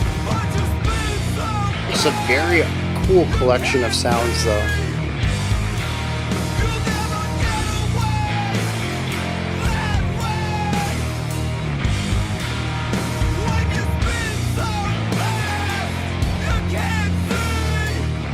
Yeah, I think doom it's the bottom line. It's what holds everything together. This is not very doomy though. They have these little interludes.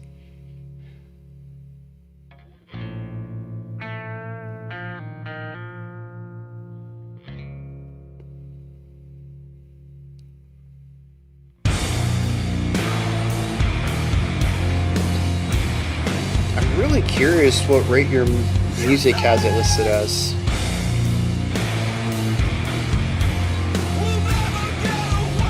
Yeah, right? Oh, that's exactly, the vocals are hardcore. Beastier voice.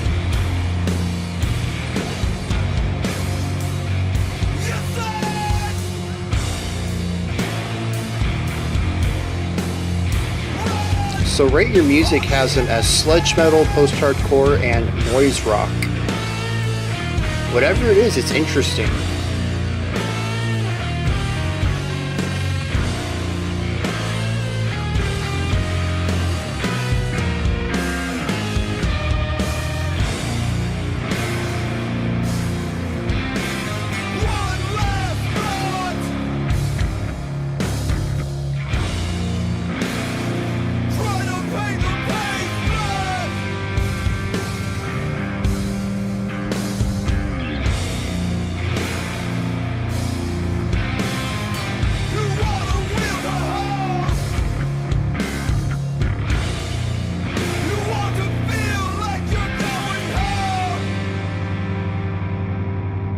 There was a band that was around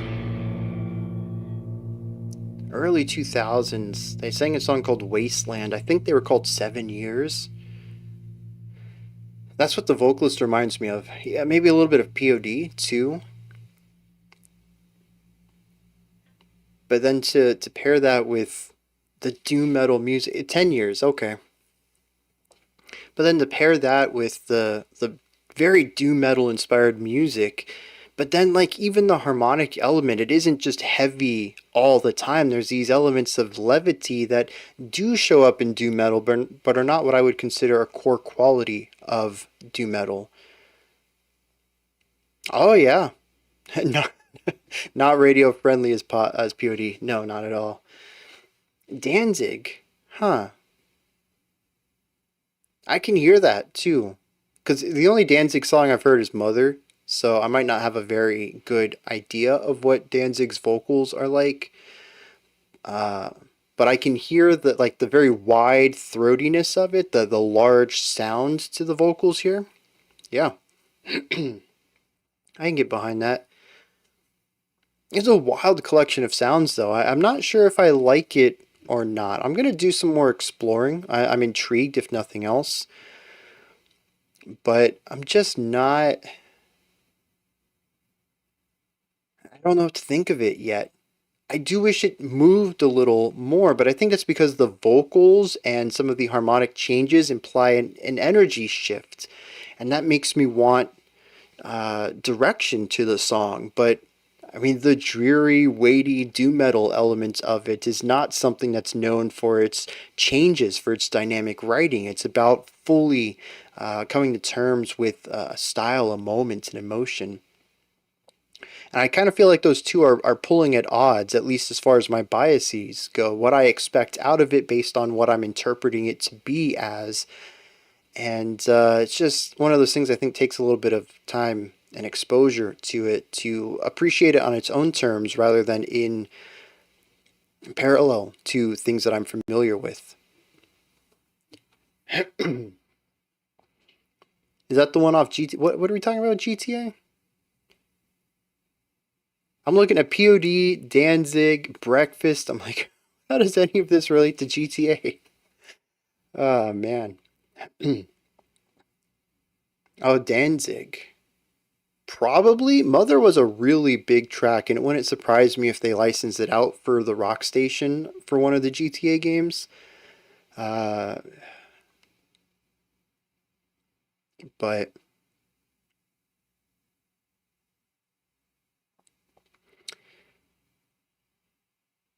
worth a listen to. I don't think it's a bad song. It's just, it's very much of its time. When I think of Danzig, I'm like, yeah, that's an older track. Or Mother, anyways. I'm kind of curious, though. I should one of these days check out some other stuff from them. Oh, wow, Romano, that is a morning. That's very unhinged for a FedEx driver to say. Jeez.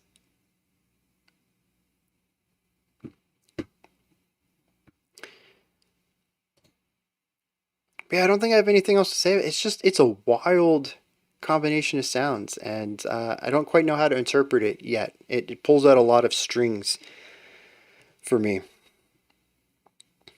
Next up, we have All Shall Perish with the song Wage Slaves, which I remember someone in Discord saying something about that hitting a little too close to home. This one comes from Jason. It says Laser Tag Pizza and All Shall Perish in the same building was Peak Middle School. All right. I'm kind of curious where this goes, and also what kind of tween / teenage life was full of All Shall Perish. I don't know what kind of music we're in store for, but this album art is wild.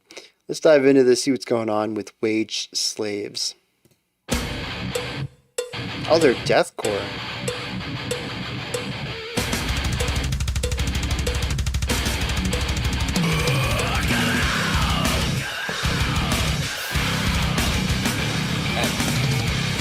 Definitely a big core influence here.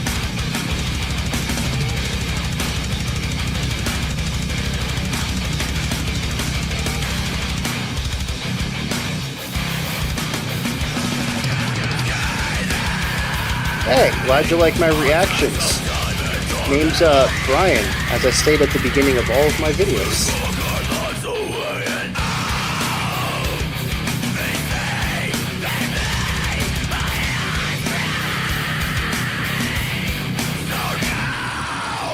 Minimum wage slaves, yep. Definitely think that's what they're going for.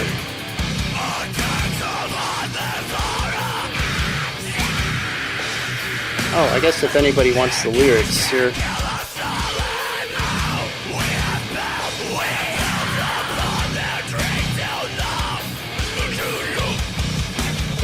I am free to do whatever I want.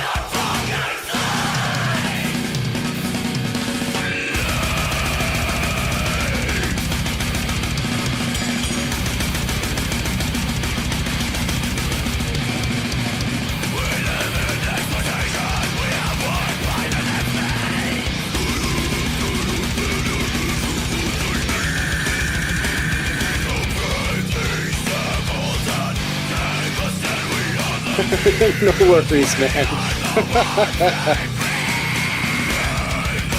I've asked way stupider questions in my life. It's all good. Dude, the vocals are all over the place on this too.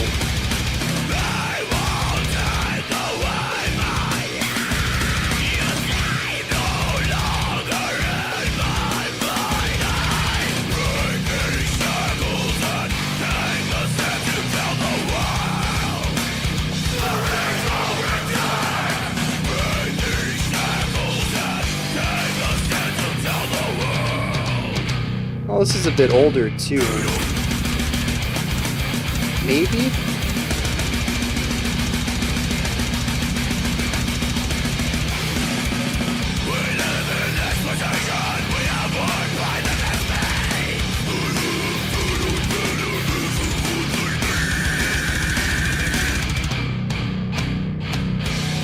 Oh, not as old as I thought.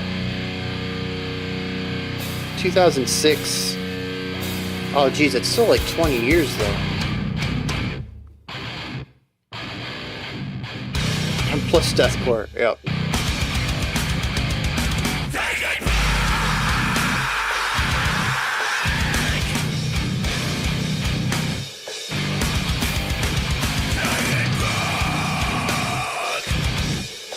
The production on the China is interesting.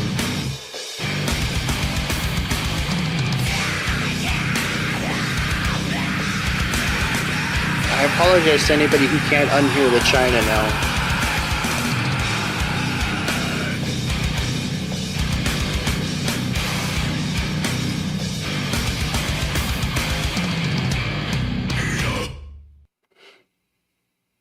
A bundle of sticks?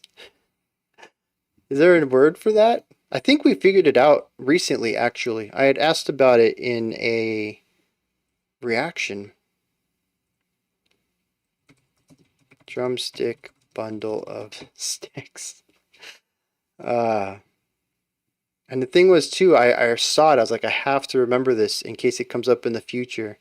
And here we are. I could really use this info, and I don't have it. I don't know. Open hi-hat? Was it the open hi-hat? I guess it was in the right placement for it. Yeah, dude, I can't. You're gonna have to look that one up on your own. I can't find anything about it, which is wild. Did not take me this long to find it last time. But yeah, I mean, this is very straightforward deathcore to me. Lots of texture-based, groovy, rule of cool guitar riffage. Nothing that really stands out to me, but everything is there to keep the atmosphere going as long as the groove. It's supposed to feel heavy and weighty and aggressive and groovy, and it does that consistently regardless of what riff they're doing. The drums are rather straightforward. Oh, you got me. Looks like twigs in a bunch. Yep. But yeah, just super groovy, very in your face, very aggressive. I think what stands out to me the most, though, is the vocalist. He's got like 4 different vocal techniques he utilizes in here, and it creates a sort of melodic flow where you can choose between these perceived pitches and allow the song to feel like it moves pitch-wise. There really isn't a lot of melodic development in this song at all from any instrument, but the vocals come the closest, and I really appreciate that small detail there. It's not really melodic, but having different perceived pitches helps it feel less monotonous. And given the repetition sonically in the rest of the track, I really, really appreciate that. But it is a fairly straightforward track here. We have the breakdown, very groovy stuff. And like I said, it's just it's a heavy track. That's how I interpret it. Vocals kind of remind me of Lamb of God. I need to listen to more of them. They are not called broomsticks. There is no way. Yeah, the pack of thinner sticks.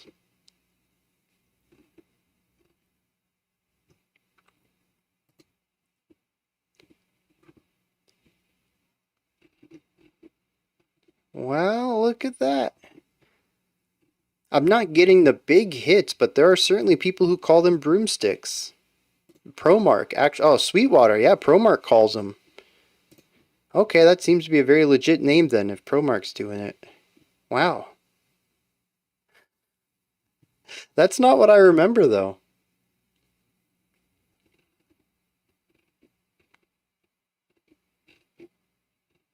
You know what the dumb thing is, too, is I'm not going to commit that to memory. That's too outlandish for me to remember. They're called broomsticks. Oh, man, it seems like so simple to remember on the surface, but it's not going to stick in my mind, I guarantee it. Alright. Yeah, I don't have anything else to add to that one, though. Man, I'm trying to, like, middle school, 06... laser tag and all shall perish. Like, I can't relate to that at all. What was I doing in middle school? Laser tag would have been like a once a year thing. Would have been a nice treat. I think my middle school was mostly LAN parties. LAN parties in school. Band trips. I went to DC in middle school. I got to play for W. Bush. We got to explore around for most of the week. We went to some museums, if I remember right. I think that was the biggest thing that happened. We also went to, I don't remember why we went to Texas. We had a band trip out there, though. I think that was 8th grade. Escobillas? It translates to small broom. Of course it does. Headbanging material, exactly. That's exactly what that music is. Alright. Next up we have, I'm probably going to mispronounce this, Orgone, Hymne à la Beaute. This one comes at us from Synapse. I think it'd be fun to check out the recent track. It's from a concept album, but works relatively well as a taste test. Sounds cool. Let's dive into this one and see what they're bringing to the table.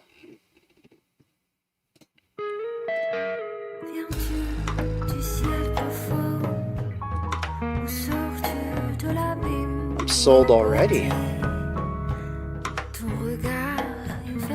Attach broomsticks to Harry Potter in your memory. If Harry Potter drums, it would be a lot easier to make that connection.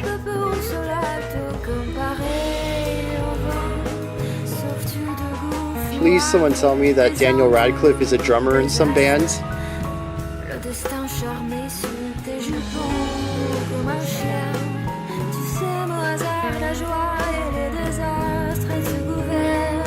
There's a lot of music left, but I'm already putting this in my list.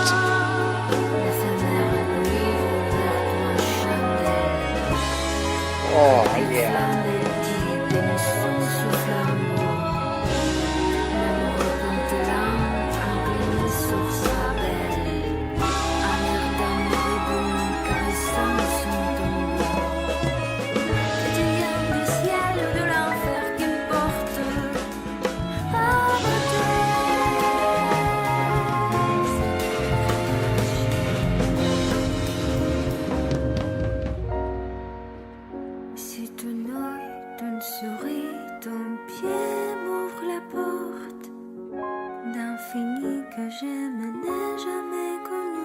And you said this came out this year?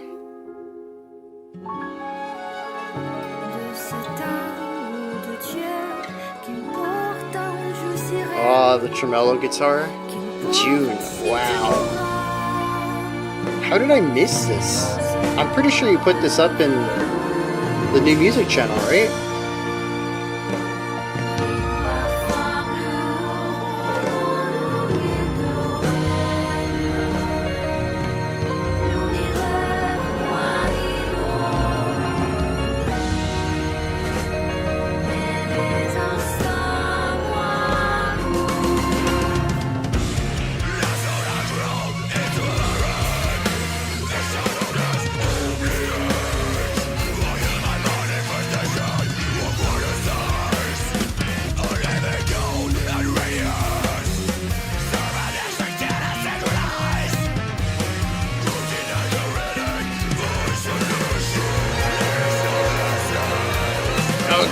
I'm sold.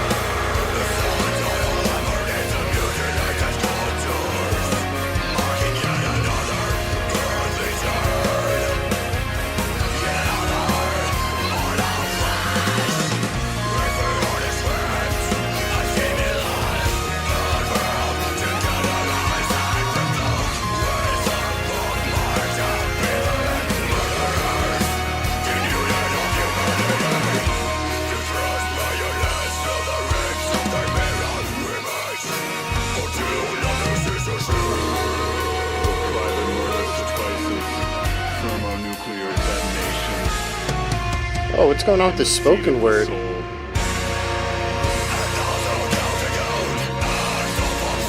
Oh, I do have them in my list.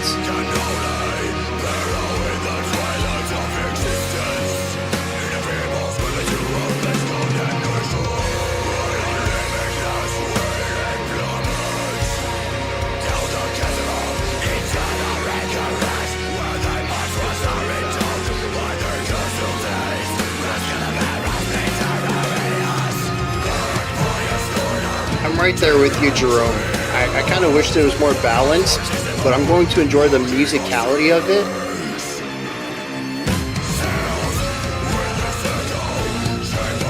Even if the harshes are the dominant vocal style.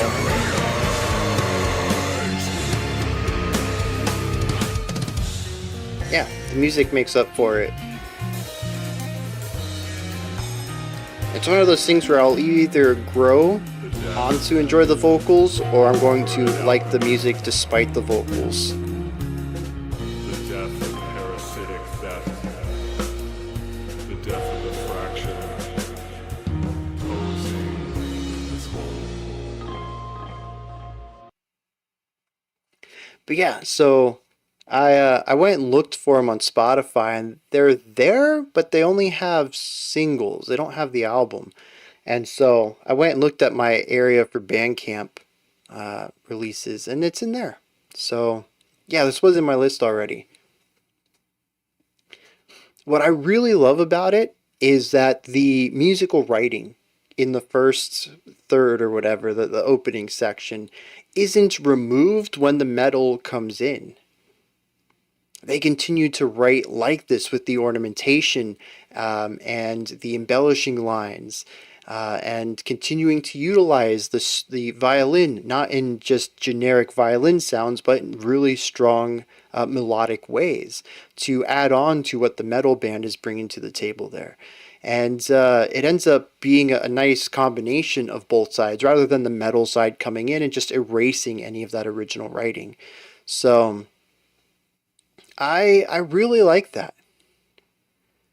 And of course, as the song went on and we heard more and more of how they write with these two styles, very intricate classical guitar work and violin work mixed with the metal side of things, and seeing them intertwine in beautiful ways, I just grew to really enjoy what the song was doing. The big issue for me is the vocals. They're very monotonous growls, not my cup of tea, really, and I do like the... I don't think it's necessarily the vocalist from the beginning that I liked better. It's just the concept of clean vocals, the melodic style of writing, and the more dynamic writing that we have from the clean vocals at the beginning. And I kind of wish we would explore more of them. And I'm kind of hoping that it wasn't just isolated to this one track of having a guest vocalist here and the rest of the album is Harshes. That would not be ideal for me. But I'm definitely going to check the album out. It is very diverse. I love the way everything comes together. It's very eclectic, too. It's a great combination of sounds. There's a little bit of classical. Well, there's a lot of classical in here. There's a little bit of Spanish guitar in here. Of course, there's a lot of death metal. It's very well composed, though. And I think that musically it is exceptionally solid. So... there are a few of us who would like to have this up as an album reaction. Interesting. Is it in the list already?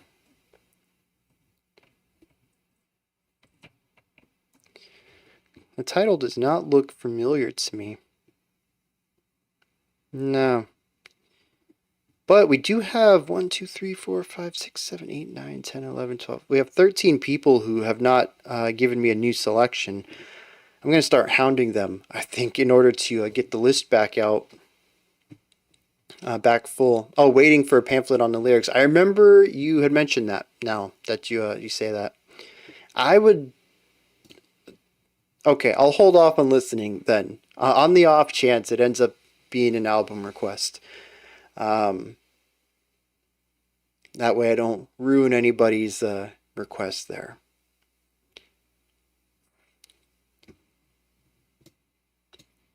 There's a lot more cleans. Oh, that's all I needed to hear. I'm so relieved now. Dang, there was one section, and I don't remember what it was. It wasn't too long after the Harshes came in, though, and I melted. It was just such a gorgeous little moment. I really hope that they have more of that. I can't even tell you what happened. There were so many things going on, and just like the collection of sounds, just pure dopamine right there. It was so good. All right, we're going to wrap this up with something interesting. This one comes at us from Mistrazi. Fun drumming with cool effects. We have Dan Mayo here. Dan Mayo. Not sure how I pronounce that. And it's just called, the video is called New Effect Rack First Session Solo Number 1. So it seems like he set this drum kit up and was like, all right, let's record some stuff. First time playing around with it. That's kind of the gist I'm getting out of this. Back with esoteric Sensor knowledge. Peanut Head is one of Sensor's flute songs. Okay. Sensor sounds like something I might gotta check out. I got a little bit of information. I don't know exactly what they are, but being that they play flute and you related them to Rage Against the Machine, I got at least hear one track.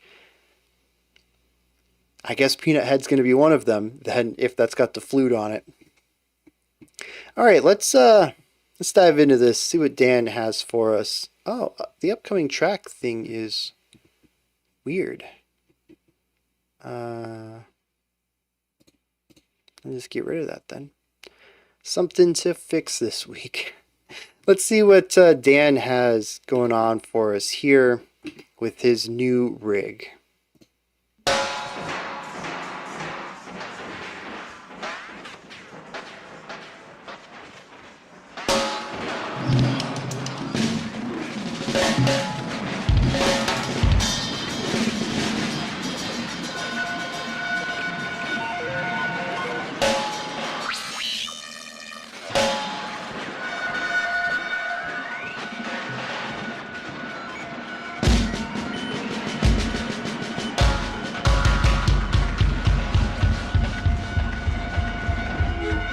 Very noisy. There's a ton of feedback and reverb.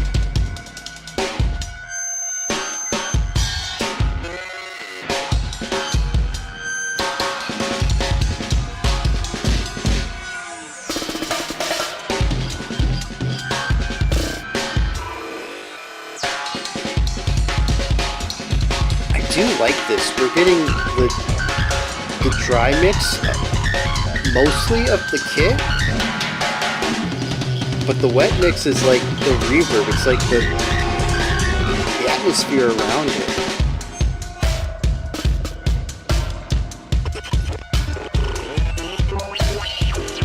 And see, that's wild too then, because he's not just worrying about the rhythm and the groove, but also what type of atmosphere each of these parts of his kit make.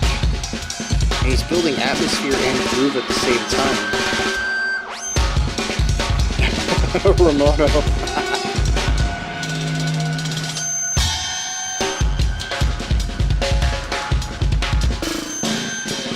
Dude, that really tight one-handed roll.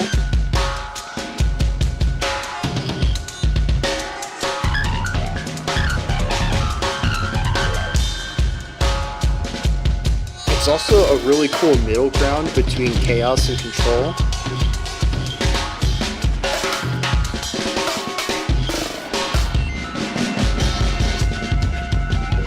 Drums always seem like it's harder to get into than guitar.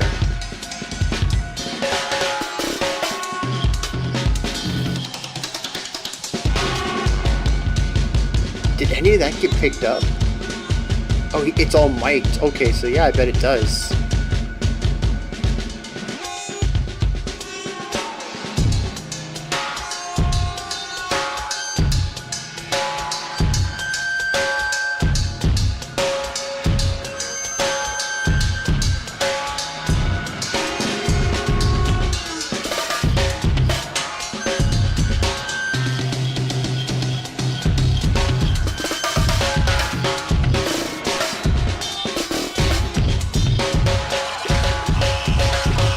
I wonder what he's doing there. I mean, wood isn't electronically conductive, so he's got to be pushing a button, but why not use his finger?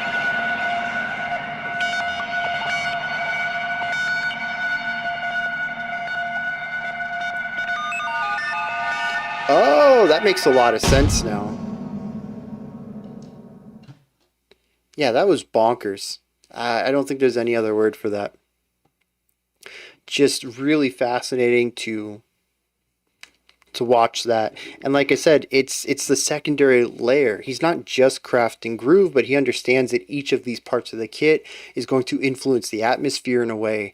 And you know, it is a little bit of control and chaos. He knows what he's playing, and he knows generally what sound comes from that, but the collections of sounds and how the reverbs overlap and all that stuff he's kind of giving that up to the electronic side of things, whatever comes out of that. I think if he played this exact same thing again, it would be a different song based on the atmosphere alone. Yeah, the ending was Just really wanted that final note there, and it worked really well. Nice punctuation to it. Using the finger doesn't look as cool. Okay, we can go with that. Performative aesthetic. That's just a bonkers idea, and I don't even know where to start with that. I mean, it's all, I'm going to assume, what do they call that? Dang, really, what is that called? Anyways, having everything mic'd up and then having specific sounds and stuff play, I don't know, where do you learn to set up a thing like this? I don't know. It blows my mind the ways that people come up with creating music, and this was just phenomenal to listen to. Also, just jaw dropping, thinking about the process of it all and the hours, days, weeks, months of knowledge and expertise of messing with things and learning how the entire thing works. And then it says it's his new effect rack. I assume he's had others. So, you know, listening to a new version of whatever he's made now. I don't know, there's a lot of stuff that goes into this, and I think the raw drumming skill is just the icing on the cake.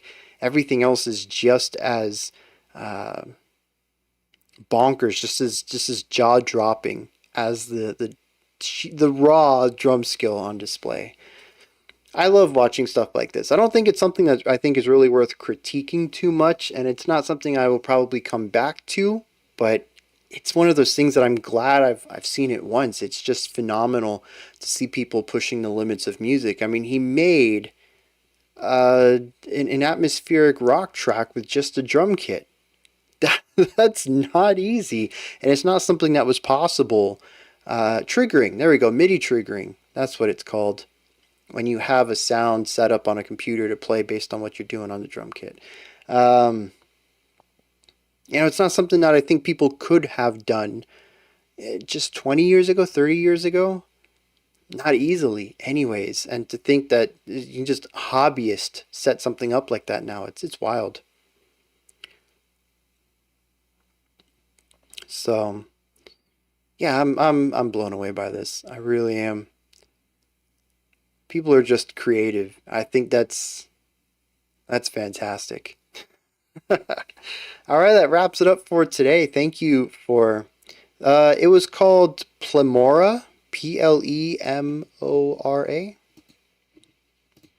No, Pleroma, Pleroma. I can probably put that in chat for y'all if that'll make things easier. Oh yeah, Synapse got it. Yeah, that's going to wrap it up for today. I really appreciate everybody coming out and hanging out with me today. I can't believe that we got 12 songs done and only went 16 minutes over. And if we subtract out the 5-minute lunch break, we really didn't really go over that much. So that's pretty cool. Glad you got to rejoin. Awesome. Glad to have you back too. You guys have a fantastic rest of your day, however much longer you have in it, and get stoked for this week. We got Infectious Grooves ahead of us, and that's always a good time. All right, so I'll catch you all later. And how is it that I haven't figured out a good way to do a sign off on these yet? Too efficient. Today was a very efficient day. Y'all never sidetracked me. We talked about a couple of things outside of the music, but they were condensed little vignettes instead of derailing into another conversation. All right. I'll catch y'all later. Have a good rest of your day.